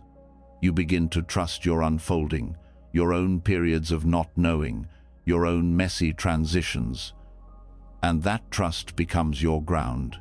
It becomes the foundation of a life that's not built on controlling experience, but on meeting it fully.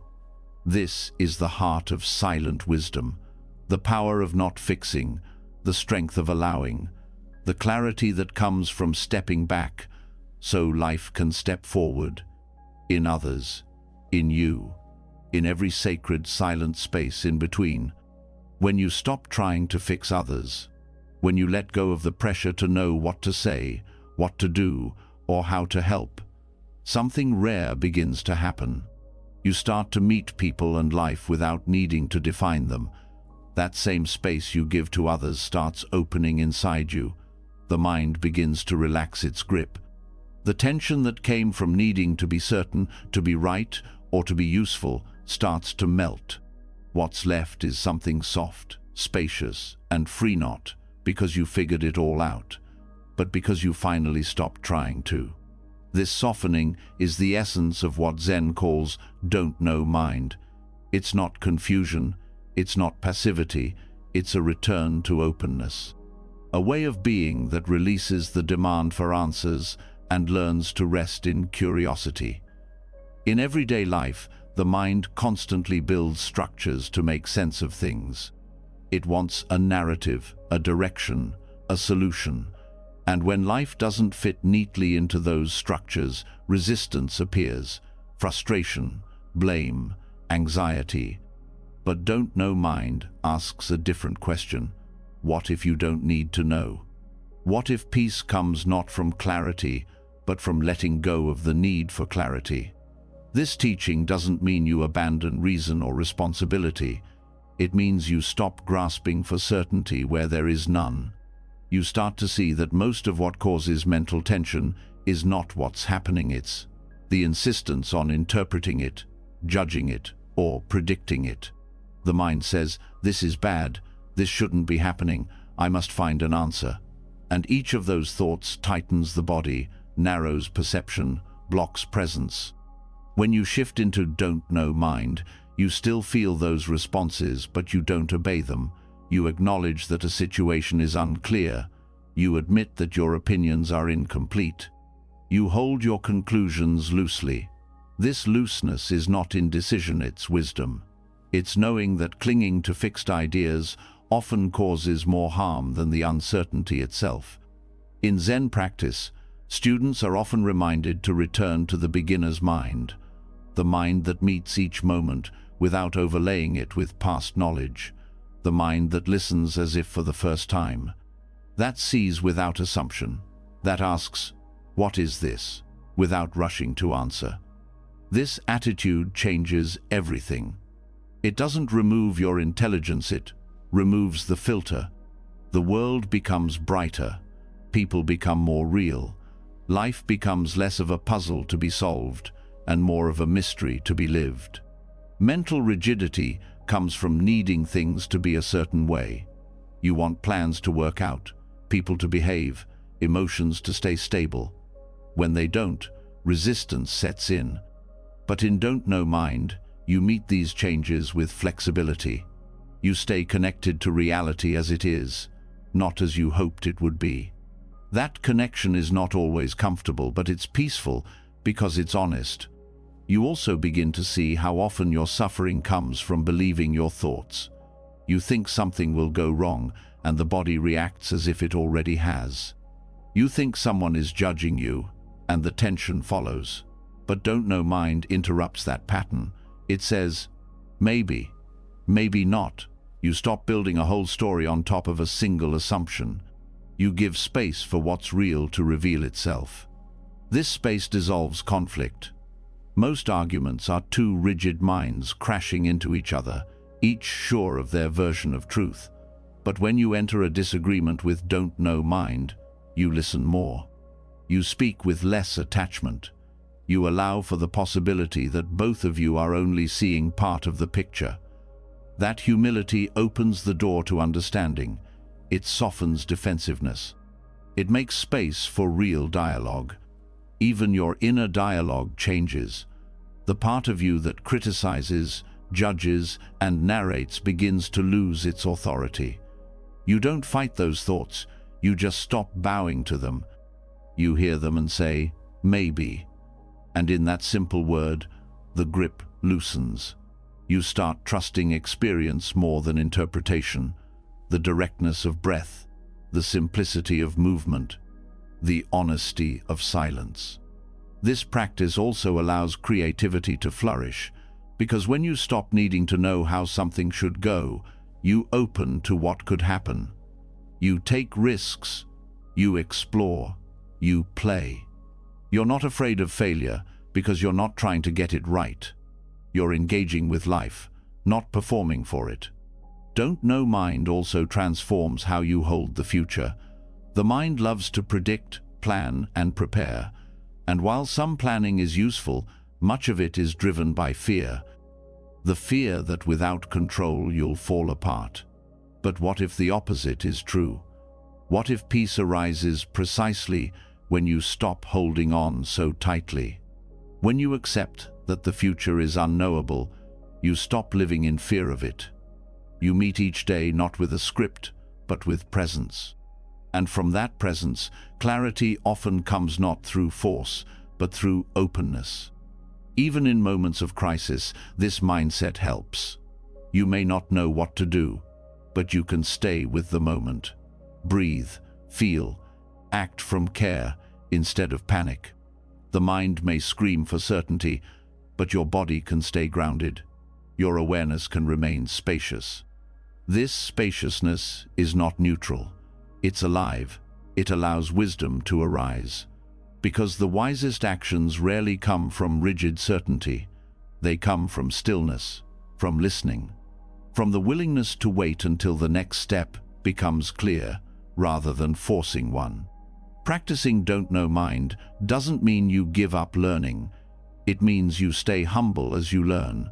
You stop pretending that insight makes you better than others. You stop turning knowledge into armor. Instead, you let every experience be fresh. You stay curious. You let go of needing to be seen as someone who has it all figured out. This is especially important when facing internal challenges. The urge to define yourself, to know exactly who you are, can become another form of resistance. You cling to identities. You label your moods, your habits, your history. But those labels are never the whole story. They can become prisons. Don't Know Mind invites you to see yourself freshly in each moment, to drop the story, to feel what's actually here, without naming it, fixing it, or controlling it. Over time, this way of seeing builds trust not in fixed beliefs, but in awareness itself. You start to trust that you don't need to know to be at peace. That presence is always available, even in uncertainty. That not knowing is not the absence of truth, but the space where truth can emerge. This is a powerful antidote to fear. Because fear often disguises itself as the need to know. You think if you can figure it out, you'll feel safe. But the deeper safety comes from letting go, from staying open, from not needing the moment to resolve before you can rest in it. You may notice that when you're deeply present, the question of knowing fades. You're not analyzing, you're experiencing. You're not trying to name the moment you're in it. And in that immediacy, peace arises naturally, not because everything makes sense, but because you've stopped demanding that it should. This doesn't mean you never take action. It means your action is grounded in reality, not in imagined conclusions. You do what's needed without needing to know what happens next.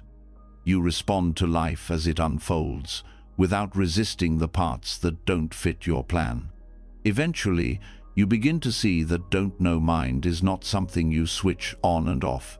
It becomes a way of being, a constant returning to openness, a reminder that peace lives not in certainty, but in presence, not in control, but in connection. And in that connection, you find something even deeper than peace. You find freedom, the freedom to meet life without armor, the freedom to feel without fear, the freedom to live without always knowing what comes next and not needing to. Letting go of the need to know brings you closer to life as it is, not as you expect it to be. You stop grasping for control. You begin to rest in the openness that allows growth without resistance. But even in that openness, life brings challenges. Even when the mind is still, the world keeps moving. You lose something. Someone misunderstands you. The plan falls apart. A part of you begins to tighten again. This is where the path asks more of you, not more effort, but more depth. Because the question now is not whether discomfort will arise, but what you will do with it. This is where the teaching of Dharma gates begins. In Buddhist practice, a Dharma gate is not a place. It is a moment, a challenge, a difficulty, a friction point that becomes a doorway, not to escape, but to enter, not to run from, but to meet. Every obstacle, every fear, every failure, every loss has the potential to become a path, not because suffering is holy, but because it reveals what you usually avoid. And in what you avoid lies the root of transformation. This is not easy. It asks for honesty. You stop pretending that growth will feel good all the time. You begin to accept that the things which disturb you are not distractions from your path, they are your path. The irritation, the jealousy, the sadness, the fear, each one contains a message. Each one invites you to look more closely, to soften more deeply, to let go more fully. The habit is to resist, to see difficulty as a mistake, a problem to fix, or a sign that you're off course. But obstacles are not detours, they are invitations. And when you turn toward them, instead of away, they change, not necessarily in form, but in function. They stop being blocks and start becoming teachers. To reframe an obstacle as a Dharma gate is to shift your posture toward it. You ask, what is this showing me about myself? What attachment is being touched? What belief is being exposed? What part of me is afraid to stay present right here? The moment you ask those questions, the obstacle begins to open. You start to see that it's not the situation that's causing pain, it's the way your mind is relating to it. The fear of being seen, the need to be right, the story of not being enough. These are the places where suffering roots itself. And every obstacle is a mirror showing you what remains unexamined. This does not mean staying in harmful situations. It means looking at your reaction to discomfort before blaming the outside. Sometimes the gate is in walking away. Sometimes it's in staying. What matters is how you meet the energy that rises within you. That meeting is the gate. Even physical pain can be a gate. Not to romanticize suffering, but to understand that pain strips away illusion. It brings you directly into the body, into what is raw, real, and now. When you don't resist it, when you soften into the sensation rather than the story, something shifts. You become more intimate with your own experience. You stop needing to escape. Emotional pain is no different. When grief arises, or anger, or shame, the habitual mind wants to cover it, suppress it, or turn it outward. But if you stay, if you breathe, if you name it without fueling it, you begin to see that the pain isn't asking to be solved, it's asking to be seen. That seeing is the gateway. This also changes how you relate to failure. Instead of turning away in shame, you start to turn toward it with interest. What expectation was I holding? What identity was I trying to protect? What story of success was I serving? You begin to learn not from outcomes, but from your inner patterns. The obstacle becomes instruction. You also begin to notice that some gates repeat. You face the same pattern again and again, in different forms. It's not life punishing you, it's life offering you another chance to wake up, to meet the moment with more presence, to choose differently, not because you should, but because you can. Over time, you stop asking, "Why is this happening to me?" and start asking, "What is this waking up in me?" The same situation becomes completely different when you bring that question to it. Resistance fades. Curiosity rises. And that curiosity opens the gate. You begin to see that there is nothing inherently negative about difficulty. It's not pleasant, but it's not failure. It's simply intensity. And intensity reveals. It shows what's hidden. It brings forward what's unprocessed. It asks you to sit in the fire, not to be burned, but to be refined. In this way, your whole life becomes your practice. You don't need a separate time to meditate. Every tension, every frustration, every delay becomes a bell, calling you back, asking you to pause, to feel, to listen, to open. This doesn't mean becoming passive. It means becoming engaged in a deeper way. You stop reacting and start relating. You learn to hold discomfort without collapsing. You find stillness not because life is quiet, but because you are present. Even relationships become Dharma gates, especially the hard ones. The people who trigger you, who mirror your blind spots, who challenge your self-image, they are not obstacles to your peace. They are invitations to grow your peace from within, not by fixing them, but by meeting what their presence stirs in you. This doesn't make pain go away, but it makes it meaningful. It stops being random. It becomes purposeful, not as punishment, but as revelation. Every gate reveals where your freedom is still blocked. And every time you step through, you reclaim that freedom. Reframing difficulty this way doesn't take the struggle away, but it transforms it. It gives you agency, not over the world, but over your inner posture. You can't always choose what happens, but you can choose how you hold it, whether you see it as something to survive or something to learn from. And when you see it as learning, you stop being afraid of challenge. You start to trust your capacity to meet life. Not because you're perfect, but because you're willing to stay open, willing to be uncomfortable, willing to grow. This willingness becomes your strength, not force, not control, but openness.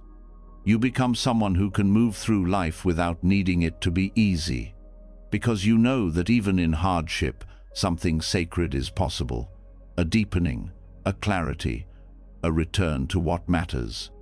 Eventually, you stop separating the sacred from the ordinary, the lesson from the moment.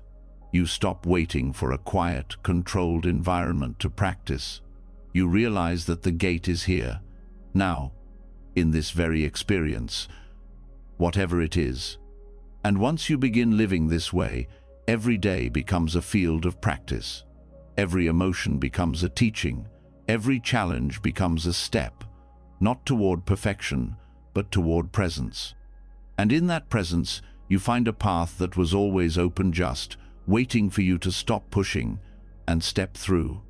Once you begin seeing obstacles as dharma gates, you no longer view pain as a detour. You see it as an entry point. You meet discomfort with presence. You let experience shape growth instead of resisting it. But even as this awareness deepens, there is a subtler layer at work, one that weaves itself into the background of every day.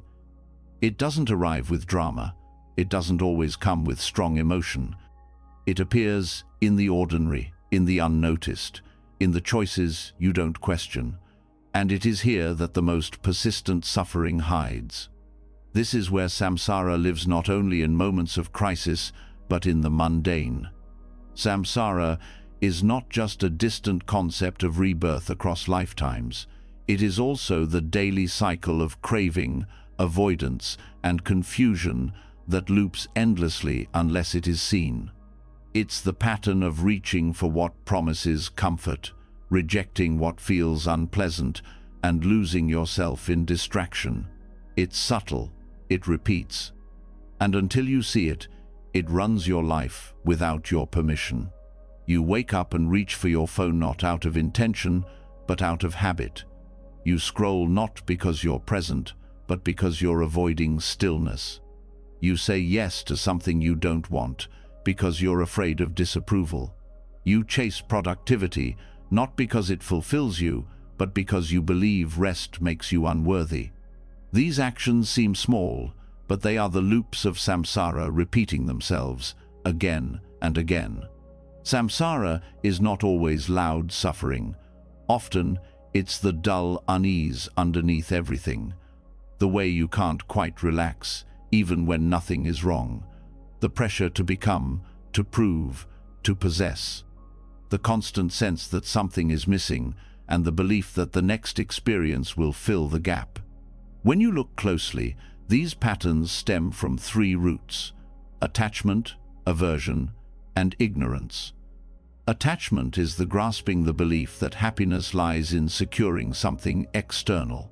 Aversion is the resistance, the belief that peace comes only by avoiding discomfort.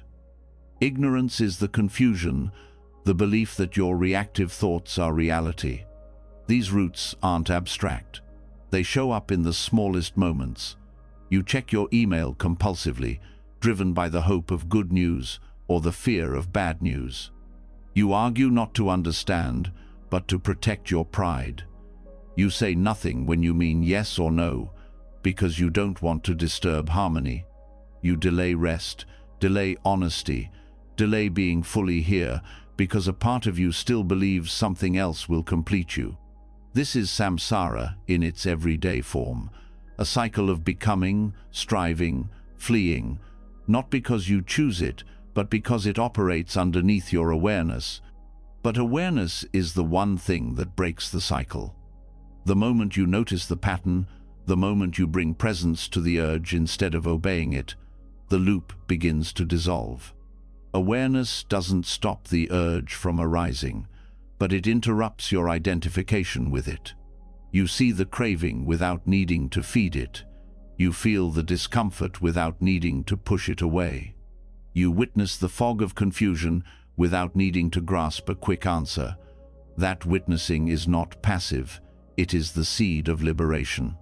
This practice begins by turning attention toward the ordinary, not the dramatic, but the familiar. How do you move through your morning? What's your relationship with routine? What happens when someone doesn't respond to your message? Where does your mind go when you're alone, when you're praised, when you're ignored? These are the places where samsara hides. These are the loops that continue because no one is looking. And when you begin to look, gently, without judgment, you see that most of these actions are not inherently wrong. They're just unconscious. They are ways the mind tries to manage discomfort without resolving it. They are movements that create more motion but no rest. This is where mindfulness becomes more than a technique.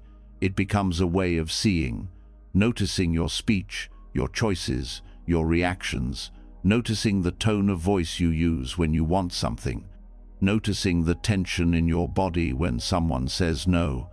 noticing the way you distract yourself with activity when silence feels heavy. Each moment of noticing is a break in the cycle, a breath that is no longer controlled by craving or fear, a pause that allows space, and in that space you remember you don't have to follow every impulse. You don't have to complete every loop. You don't have to obey every mental command. Slowly, presence becomes stronger than pattern. You stop reaching for things that used to comfort you, not because they're bad, but because they no longer fool you. You stop needing to fix discomfort right away because you learn to sit with it. You stop believing every story your mind tells because you begin to see how often those stories are built on fear. Even pleasure changes. You stop clinging to it. You let it arise and pass without trying to hold it still. You learn to enjoy without grasping, to receive without demanding, to love without possessing. This is not detachment in the cold sense. It's freedom, a joy that doesn't depend on holding tight. The same is true for discomfort. You stop fleeing from it. You feel it as energy, not identity. You watch it rise, peak, and fade. And in that watching, you become larger than the pain. Not because you suppress it, but because you meet it without adding resistance. This is how samsara loosens its grip, not by making you special, but by making you present. You stop reacting, and you start relating to everything. Even to your own fear, even to your own longing. This shift requires honesty. You begin to ask different questions, not, how can I get what I want? But, what is driving this action? Not, how can I avoid this feeling? But, what am I unwilling to feel? These questions open the mind. They stop the automatic reflexes. They allow you to respond rather than repeat.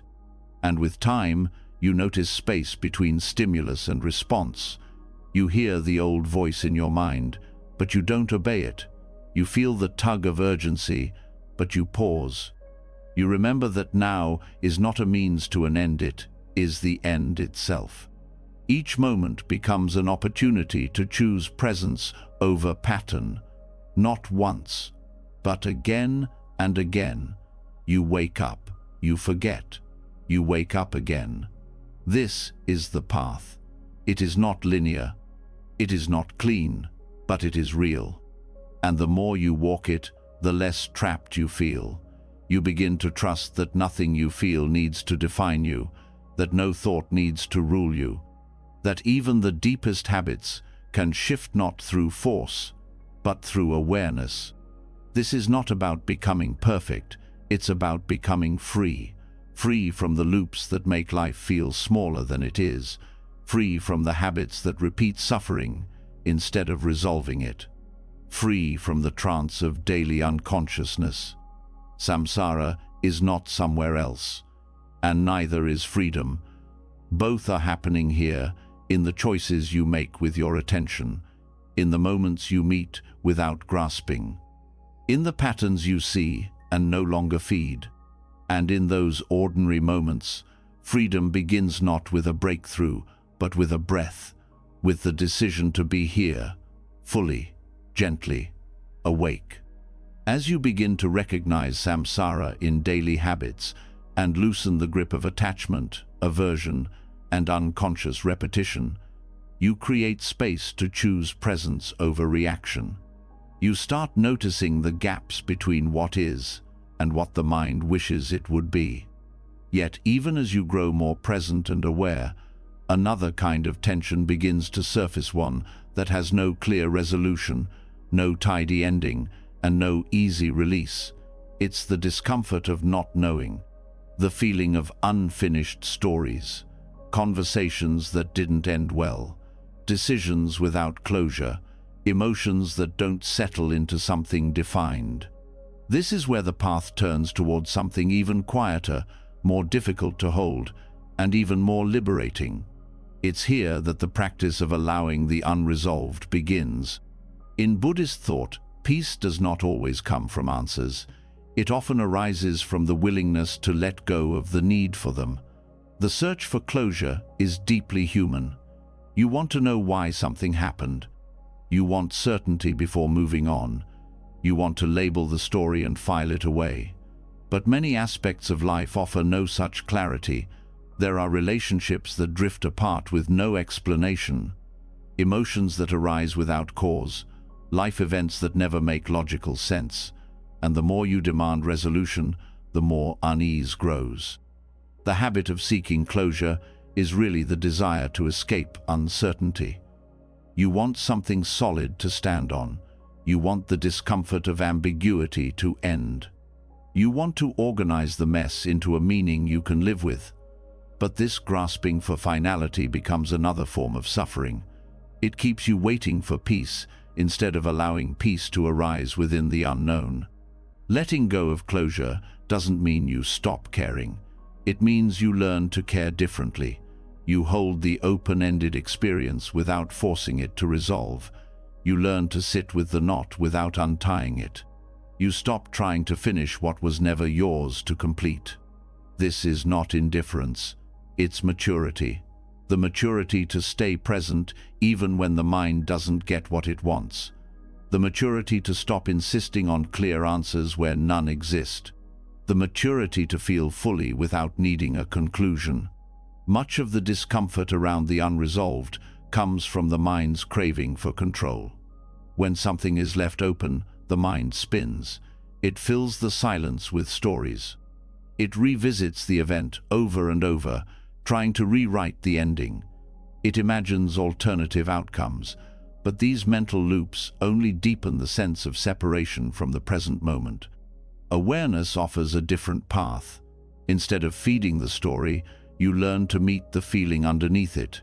Maybe it's grief, confusion, longing, or regret. You let yourself feel that energy without demanding that it resolves. You stay with the rawness of the experience. And slowly, the grip loosens not because the situation changed, but because your relationship to it did. Some things are unresolved because they are incomplete. Others are unresolved because they are complete in ways the mind won't accept. There is no way to tell the difference from thought alone. But presence helps you recognize what no amount of thinking ever could, that the experience itself was enough. It does not need to end in a story that makes sense. The need for closure is also tied to identity. When something ends unexpectedly or without explanation, the self-image feels threatened. You wonder what it says about you. You question your choices. You replay what you could have done differently. This keeps you trapped in a loop, trying to protect a version of yourself that cannot be protected. Letting go of closure means you let go of the need to make it about you. You allow the mystery. You allow that some people leave without answers, that some emotions rise without meaning, that some phases of life dissolve without a final word. And rather than resisting, you learn to breathe within the unknown. This is a profound shift. It changes how you relate to the past. Instead of rewriting or resolving it, you begin to honor it as it was, without needing to shape it into something more comfortable. You acknowledge that life is not a narrative with a clean assets, a field of unfolding moments, some complete, others not. Practicing this tolerance for the unresolved can begin in small ways. When an interaction feels unfinished, notice the urge to fix it. Pause. Let the discomfort be there. Feel what arises in your body. Is there a tightness, a sadness, an urgency? Stay with it. Let it pass through. Don't rush to send the text, to ask for explanation, to make it right. Stay with the energy that's already here. Over time, this teaches you that not every moment needs to be closed. Some things are better left open, like a window that lets air move through. The openness itself becomes the healing. It gives space for new insight, new feelings, new layers of growth to emerge. This also applies to emotions. Some emotions don't resolve on schedule.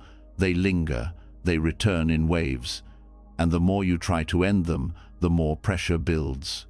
But when you allow yourself to feel without needing the emotion to vanish, the resistance melts. The emotion may still be there, but you're no longer fighting it. This kind of presence builds deep trust. Trust in life's unfolding, trust in your capacity to meet it, trust that you don't need every question answered to move forward, that you don't need full understanding to rest in peace. It also brings gentleness. You stop blaming yourself for not having closure. You stop demanding it from others. You begin to hold the open-ended moments with kindness. You give yourself permission to not know. You stop calling the lack of resolution a failure. Allowing the unresolved teaches patience. You learn that some clarity comes only with time, and some never comes at all. And in either case, you're still whole. You're still here. You're still allowed to keep living, loving, and growing without tying every loose end. There's a kind of freedom that comes from letting go of resolution. You begin to see that the moment is not less valid just because it lacks a conclusion. You allow space for mystery, for complexity, for the sacredness of not knowing. This becomes a new way of being. You meet life as it comes, not as you planned. You stop trying to shape every moment into a conclusion. You stay open, even when things don't make sense. And in that openness, peace begins to arise not from certainty, but from surrender. You learn to hold the silence between words, the pauses between phases, the spaces where nothing is decided. You begin to appreciate the beauty of questions that stay open. And that appreciation becomes a form of healing, a way of making peace with life, exactly as it is unfinished, mysterious, and deeply alive. Allowing the unresolved to exist without forcing answers opens the heart in unexpected ways. It teaches patience, trust, and the deep understanding that peace doesn't come from closure, it comes from presence. But even as this presence deepens, another pattern may quietly emerge. It often wears the mask of care.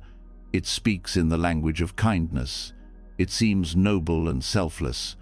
Yet beneath it lives a form of resistance, the urge to fix someone else's pain, so you don't have to feel your own discomfort in witnessing it.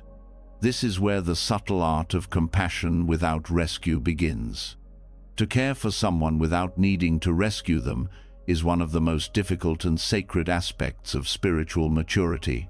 It asks you to show up fully, to remain present with suffering, not just your own, but the suffering of others, without grabbing for control. It challenges the belief that love means solving, that presence requires action, that support is only real when it looks like intervention. Often, what we call helping is an unconscious attempt to relieve our own anxiety. We see someone in pain and feel immediately responsible. We step in with advice, solutions, or emotional labor, not only because we care, but because we are uncomfortable with what we're witnessing. We want to move the pain, redirect it, tidy it. But in doing so, we may unknowingly bypass the very experience that needs to be held. To hold suffering without controlling it is to trust the other person's path. It means believing that their pain, however intense, does not require your fixing to become meaningful. It means recognizing the dignity in struggle and not assuming that your role is to remove it. It is trusting the deeper wisdom within them, even when they cannot yet feel it themselves. This kind of compassion is not distant, it is deeply engaged. But it's engagement without intrusion. It is presence that stays rooted even when there's nothing to offer but quiet understanding. It's the choice to stay, to feel, to witness, without making it about your ability to help. You begin to notice when your impulse to help is coming from fear. Fear of watching someone hurt, fear of saying the wrong thing, fear of being seen as uncaring if you don't step in. These fears, left unchecked, become control. The helping becomes about you, not them. And often, what people in pain most need is not your solutions. They need your stillness, your groundedness, your belief in their capacity to move through it. In Buddhist teachings, true compassion is inseparable from wisdom. Wisdom knows that no one can be saved from their own process. Wisdom sees clearly that suffering is not a flaw to fix, but a human experience to hold. Compassion without wisdom leads to burnout, overfunctioning, and attachment to outcome. Wisdom without compassion becomes cold or withdrawn. The path is in their union. When you begin practicing this balance, it can feel unfamiliar. You may feel helpless or even guilty, but the guilt is often a conditioned response to not performing the role of fixer. Society often rewards action over stillness, advice over listening, direction over presence. But spiritual care asks for something deeper than performance. It asks for your being. You sit with someone in pain and say nothing, not because you don't care, but because you care enough not to interrupt what is unfolding. You let their tears come without rushing to wipe them away. You let silence stretch without filling it. You let them be exactly as they are, without pushing for change. This is not passivity. It is a kind of fierce love, the love that believes in their wholeness even in their breaking. This practice also transforms your relationship to boundaries.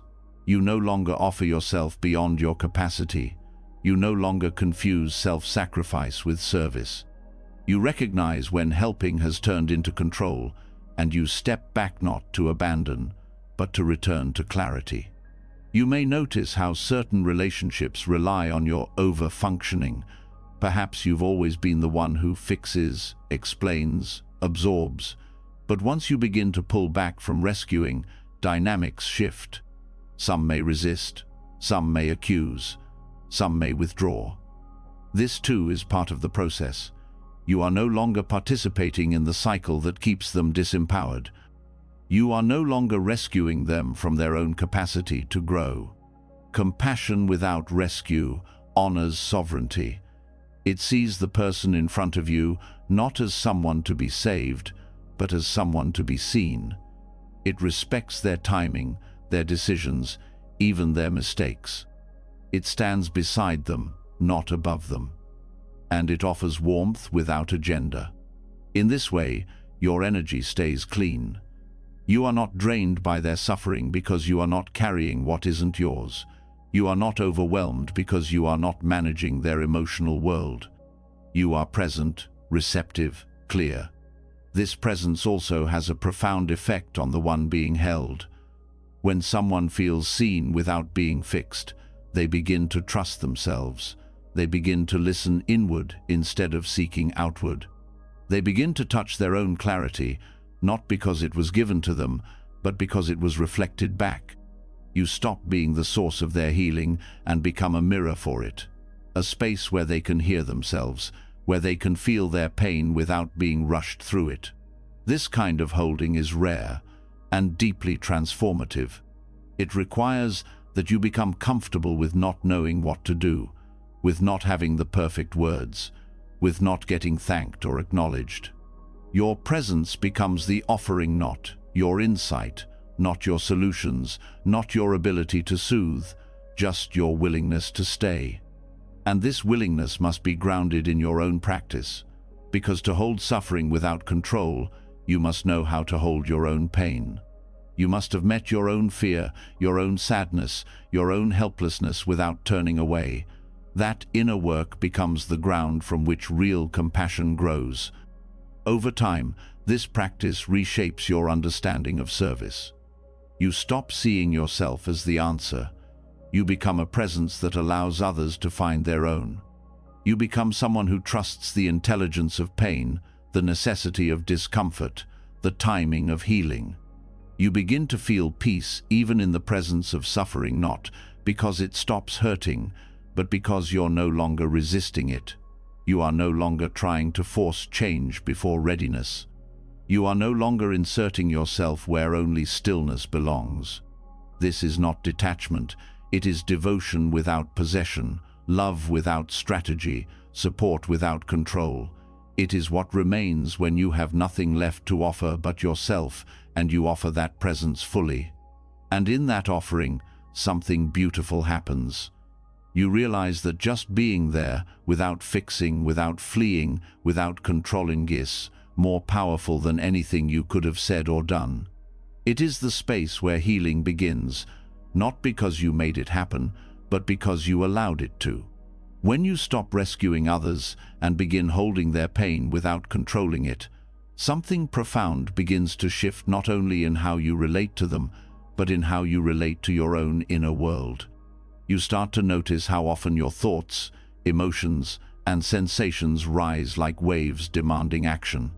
The same impulse that once rushed in to fix someone else now shows itself in how you try to manage, fix, or avoid your own discomfort. The mind becomes narrow, reactive, confined.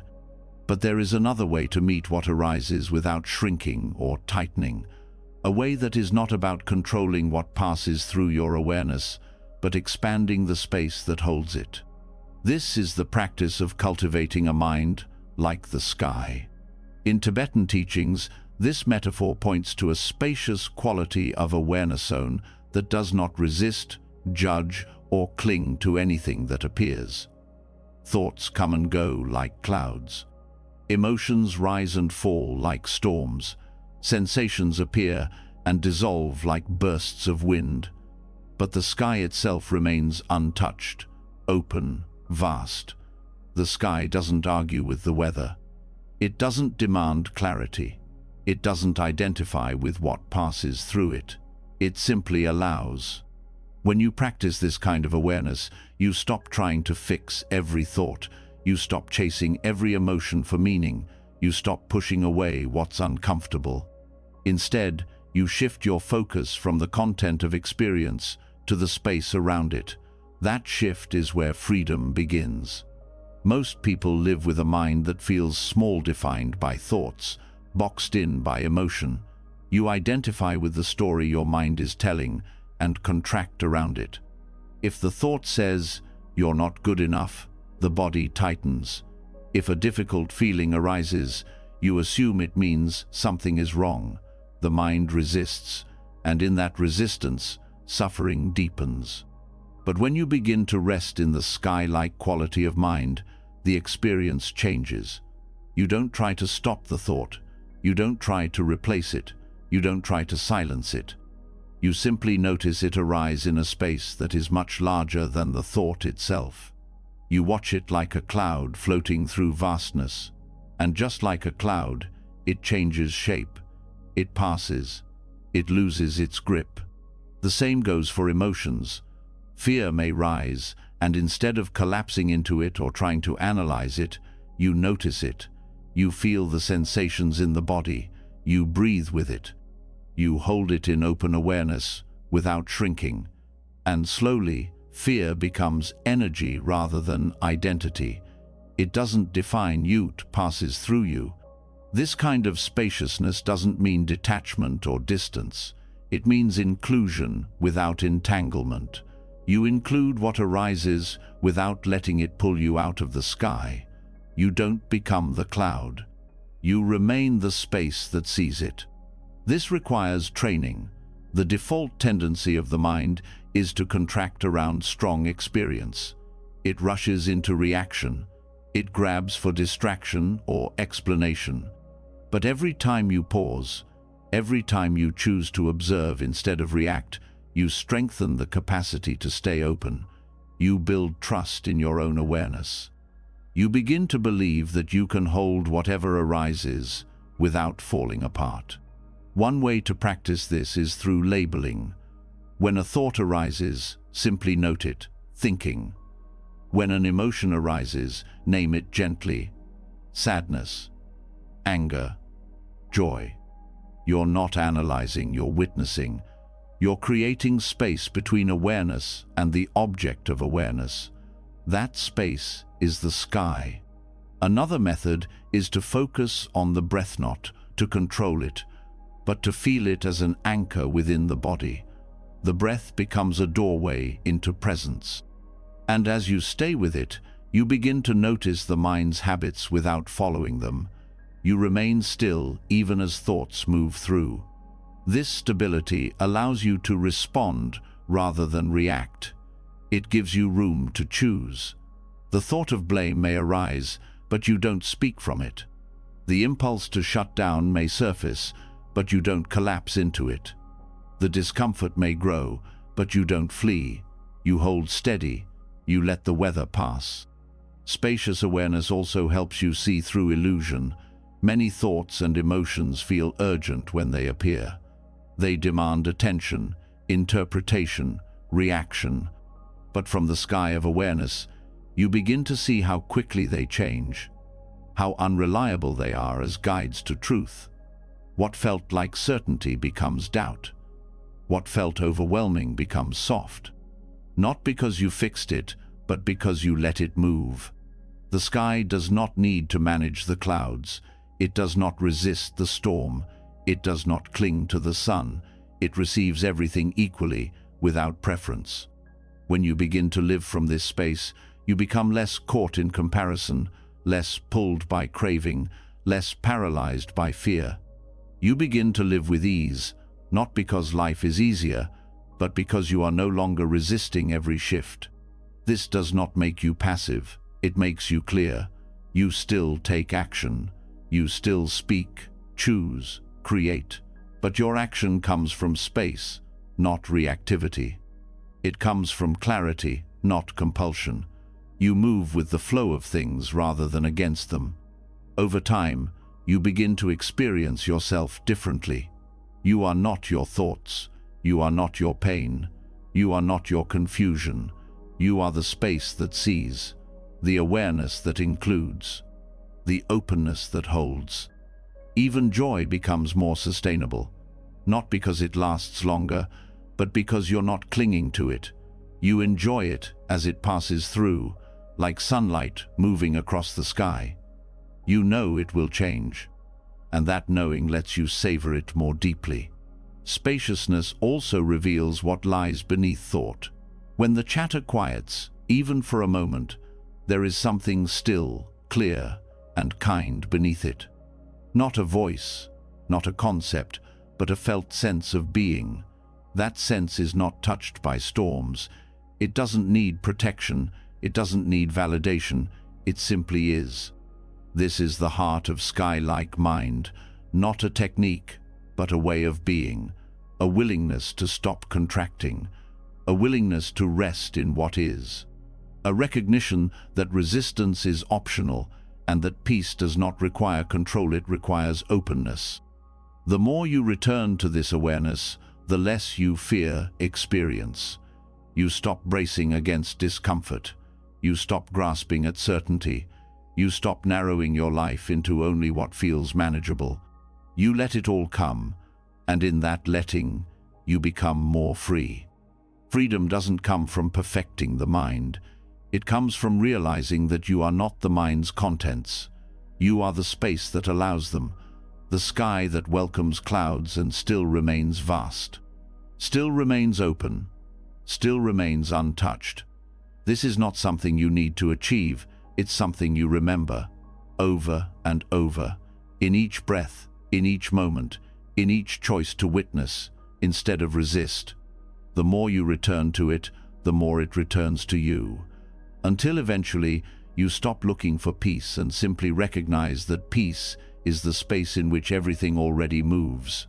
As the mind begins to expand like the sky, holding thoughts and emotions without shrinking around them, something else quietly becomes visible. A deeper attachment, subtler than grasping at thoughts or resisting feelings. It's the attachment to the one who is experiencing them, the sense of self who reacts, who owns, who narrates.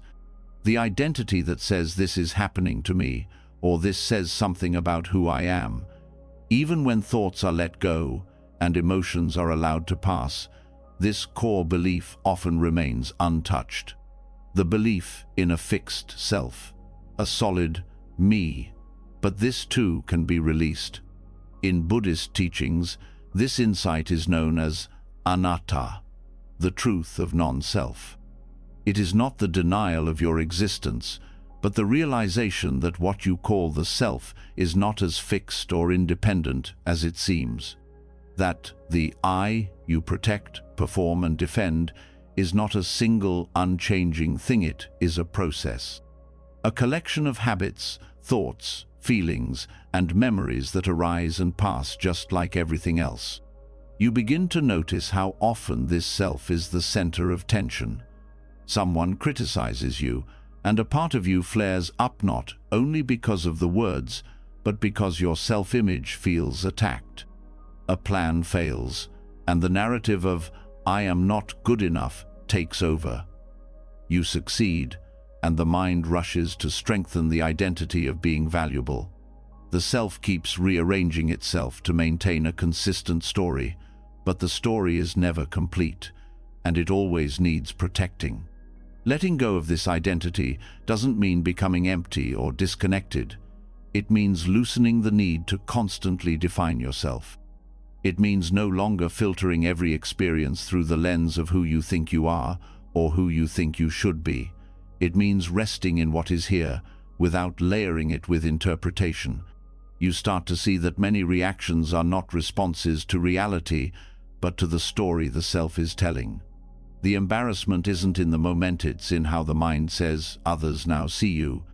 The fear isn't in the situation, it's in the imagined threat to your identity. The craving isn't for the object, it's for the validation it promises. Once you begin to recognize these patterns, you stop taking them so personally.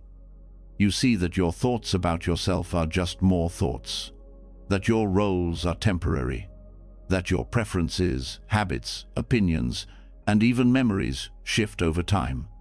There is no single thing you can point to and say, "This is me." What you are is unfolding, fluid, dependent on countless conditions. This realization can be unsettling at first. The self gives a feeling of stability, of knowing where you end and the world begins. But it also creates pressure. You always have to defend it, explain it, hold it together. Letting go is not a loss, it's a release. The relief of not needing to perform. With practice, this loosening creates a kind of spaciousness. You stop needing to win arguments to preserve your identity. You stop needing to be seen in a certain way. You stop reacting to feedback as if it were a personal threat. You start living more lightly, not because you don't care, but because you no longer live inside a story that constantly needs confirmation. This doesn't mean you lose your individuality. It means you no longer mistake the story for the whole truth. You may still feel, choose, speak, create, but with less tension, less defense, more fluidity. You become like water, responsive, not reactive, present, not defined. In daily life, this looks like noticing when the self contracts, when it says, "I can't let them think that about me," or "I have to prove myself," or "this always happens to me." Each of these thoughts is a chance to pause, to recognize that they're based on identity, not reality. And in that pause, there is space. Space to let the thought pass, to stay with the breath, to respond from awareness, not identity. Relationships change as well. When you're no longer building a self through comparison or validation, you stop needing others to confirm your worth. You listen more, you argue less. You let people be as they are, without needing their behavior to reflect something about you. This is not detachment, it's connection without ego, care without control. Even your relationship with the past softens. You stop needing to keep the story coherent. You stop clinging to what you've been or fearing what that means for who you are. You realize that growth isn't about changing the self, it's about seeing through it, letting it dissolve where it no longer serves. This insight is not a belief to adopt, it is something to experience directly, and it's felt most clearly in moments of quiet, when the mind slows, when identity isn't being reinforced, when you are simply present, aware, without commentary. In that silence, there is no solid self, just breath, sensation, stillness. Returning to this space again and again, the need to be someone loosens. You don't disappear. You don't dissolve into nothing. You simply stop holding so tightly. And what's left is something truer than any story, a presence that doesn't need to be named. From this place, life becomes more fluid. You meet change without resistance because there's no fixed self to defend. You feel emotions without making them personal. You act without needing to perform. You experience each moment as new, not filtered through identity, but fresh and full. This kind of freedom isn't about transcending humanity. It's about becoming more human, more real, more open, more connected. The walls drop, the masks fall away. You become simple again. Just awareness meeting experience, just presence flowing through the day. And in this simplicity, suffering decreases. Not because pain vanishes, but because the one who resists it softens. The one who takes it personally fades. The experience remains, but the suffering does not. You feel more, but you struggle less. This is the quiet gift of anatta, the relief of not being trapped in a fixed self, the joy of not needing to be anything but here, the freedom of letting life unfold without writing your name across every page. You stop being the center of every scene, and in that shift, life becomes wide again, full, gentle, alive.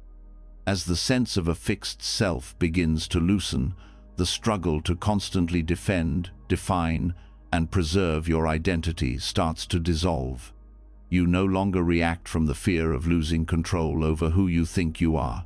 Instead, there's more space to meet life with openness. But even as identity softens, there's another challenge that often arises. Without the need to cling to a solid me, the question becomes, how do you act? How do you engage with life? If you no longer operate from a fixed narrative, how do you find the balance between doing and letting go, between showing up and surrendering? This is where the middle way becomes essential. The middle way is one of the most foundational teachings in Buddhism, but it's often misunderstood as neutrality or compromise. In truth, it's far more alive than that. It is a dynamic, moment-to-moment discernment, a living balance between extremes. It is the art of knowing when to act and when to let go, when to apply effort and when to release control, when to speak and when to stay silent. It is not status, it flows with the conditions of the moment, always rooted in awareness. The two extremes it avoids are control and passivity.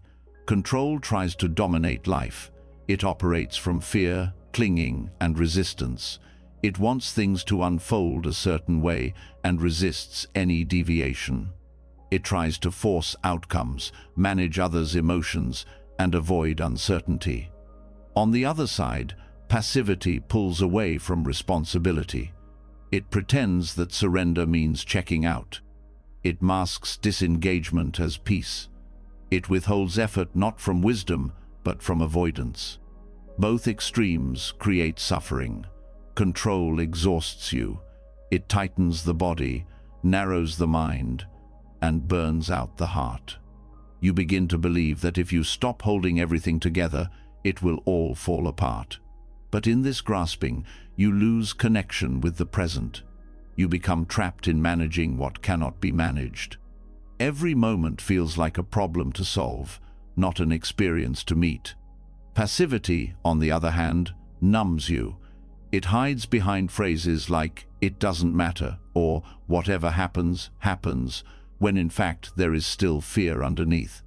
Fear of failure, fear of responsibility, fear of showing up fully. So you withdraw.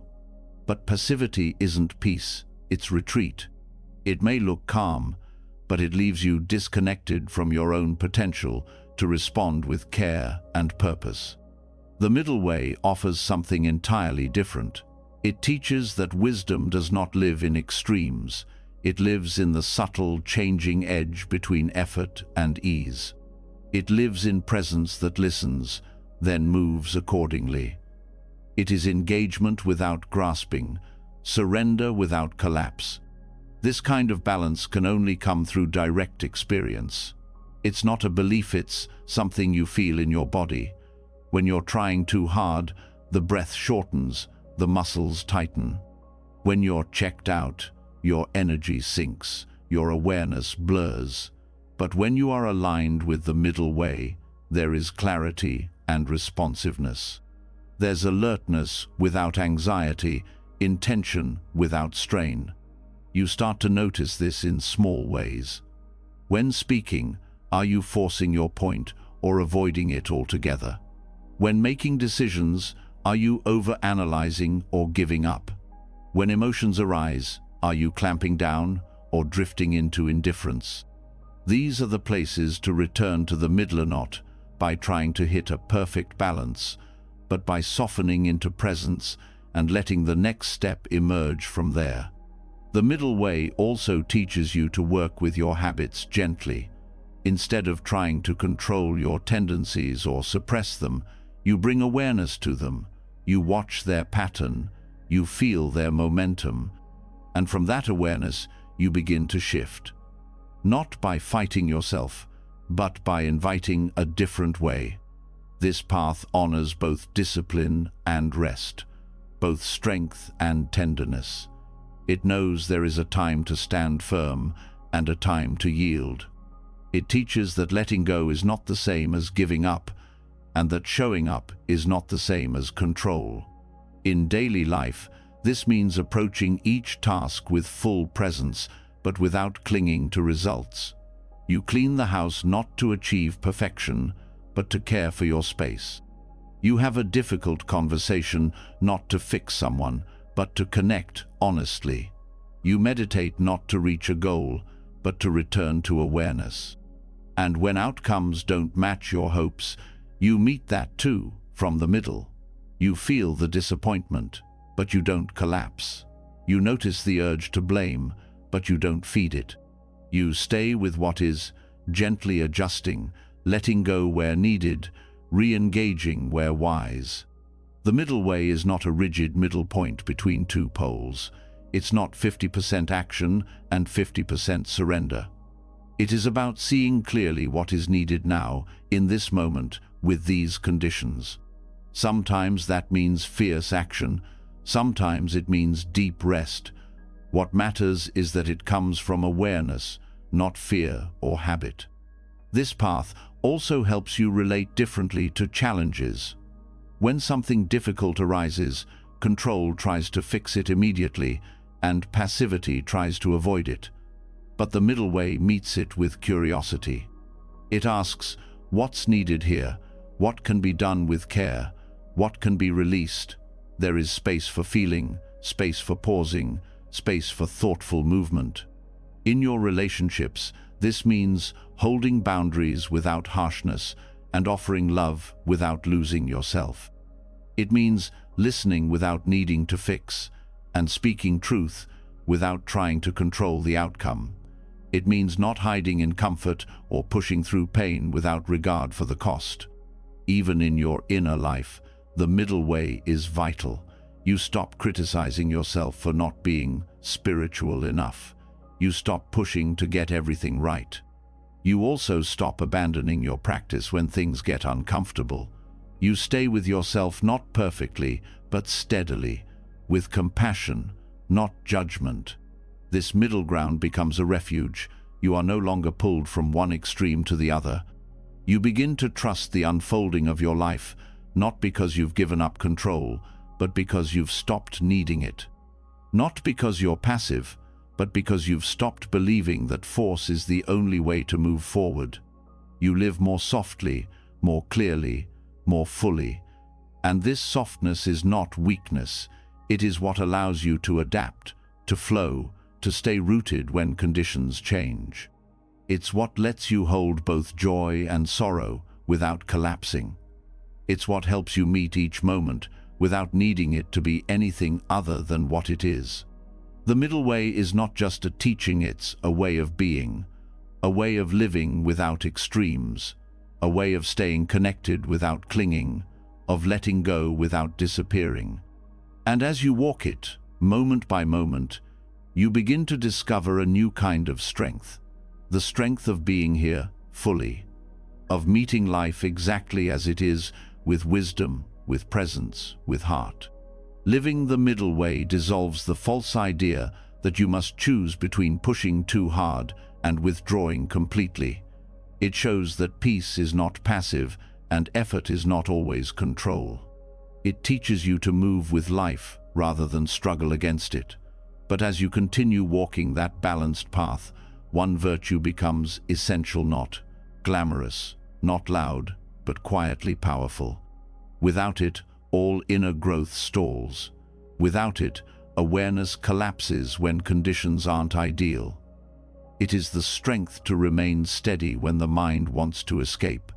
That strength is patience.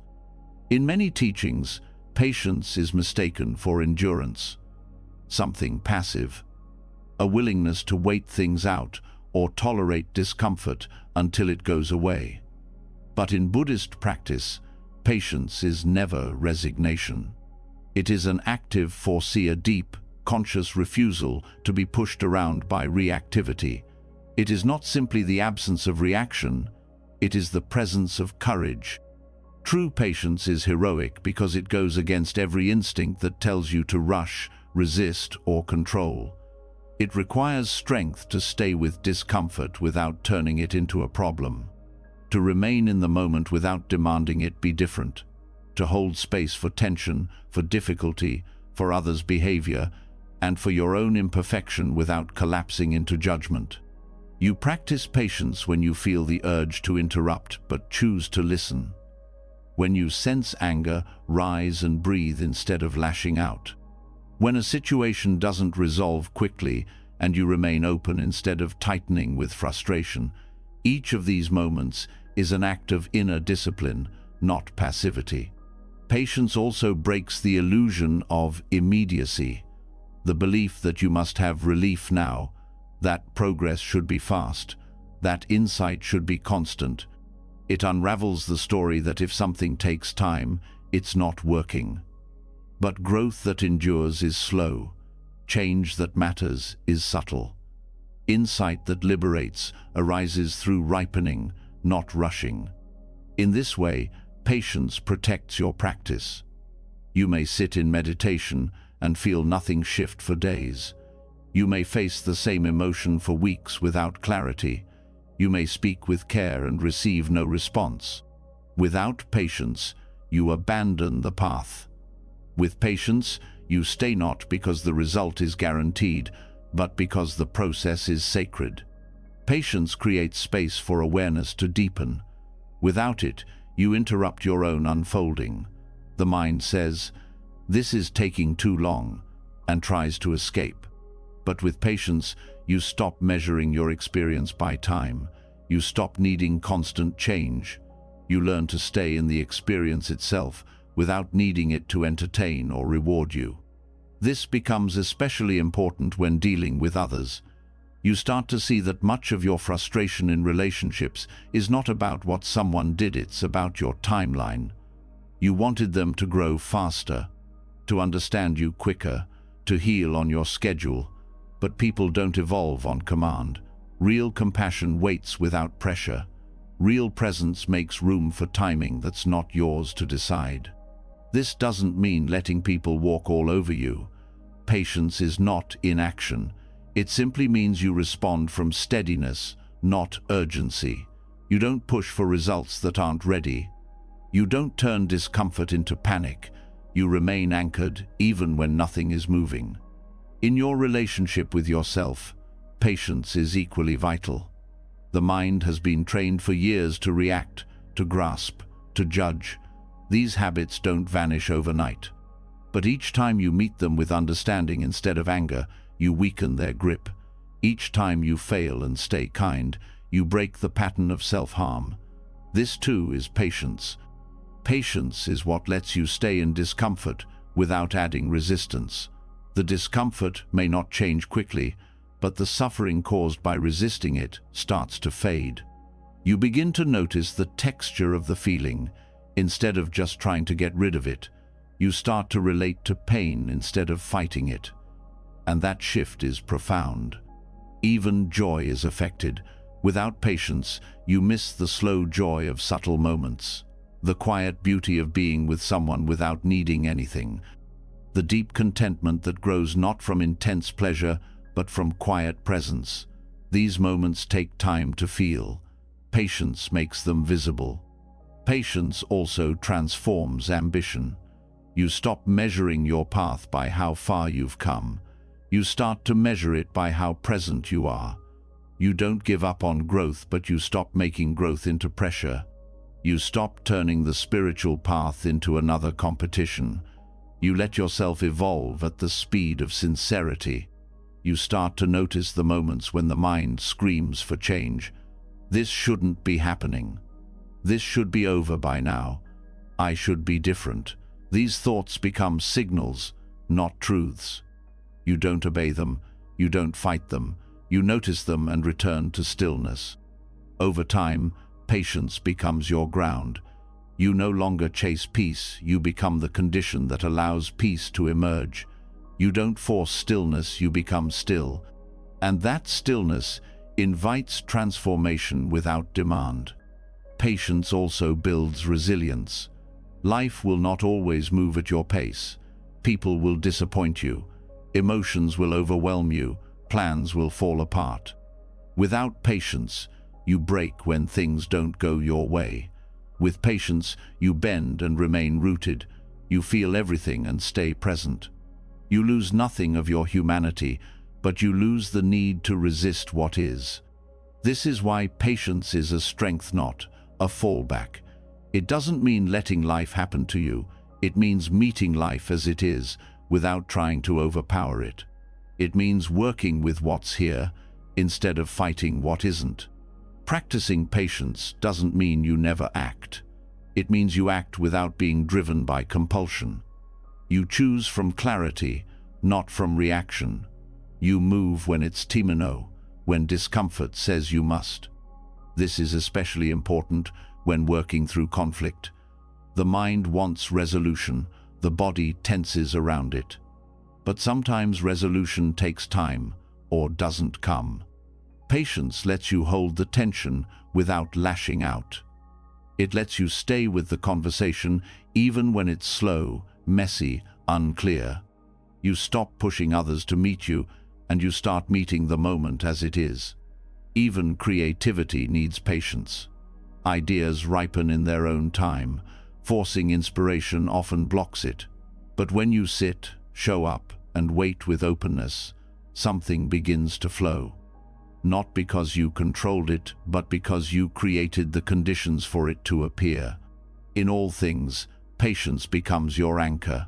You move from urgency to presence, from demand to trust, from control to care. And that care extends to everything you touch. You no longer rush people through their process. You no longer force yourself into clarity. You walk at the speed of trust. You let the moment speak before deciding what it means. Patience is a quiet power. It doesn't shout, it doesn't push, but it never gives up. It stays when others leave. It returns when others rush ahead. It remains soft when the world turns hard. And in that staying, something in you begins to grow roots. With those roots, nothing can uproot you. Not confusion, not pain, not time, because you are no longer rushing to get somewhere else. You are fully here, in the middle of the process, and that is enough.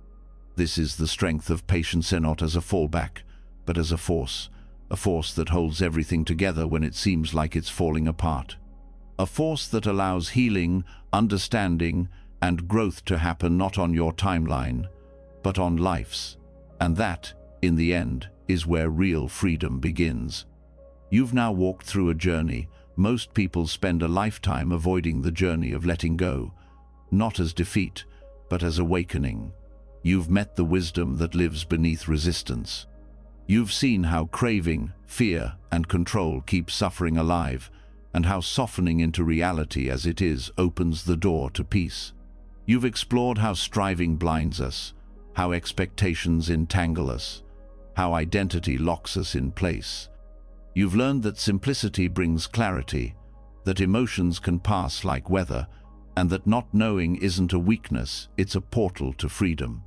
You've discovered how even death, conflict, and the unresolved can become teachers. That compassion doesn't always mean fixing, and that patience isn't waiting, it's strength in stillness. You've learned that life doesn't need to be resisted, controlled, or perfected. It needs to be met breath by breath with presence.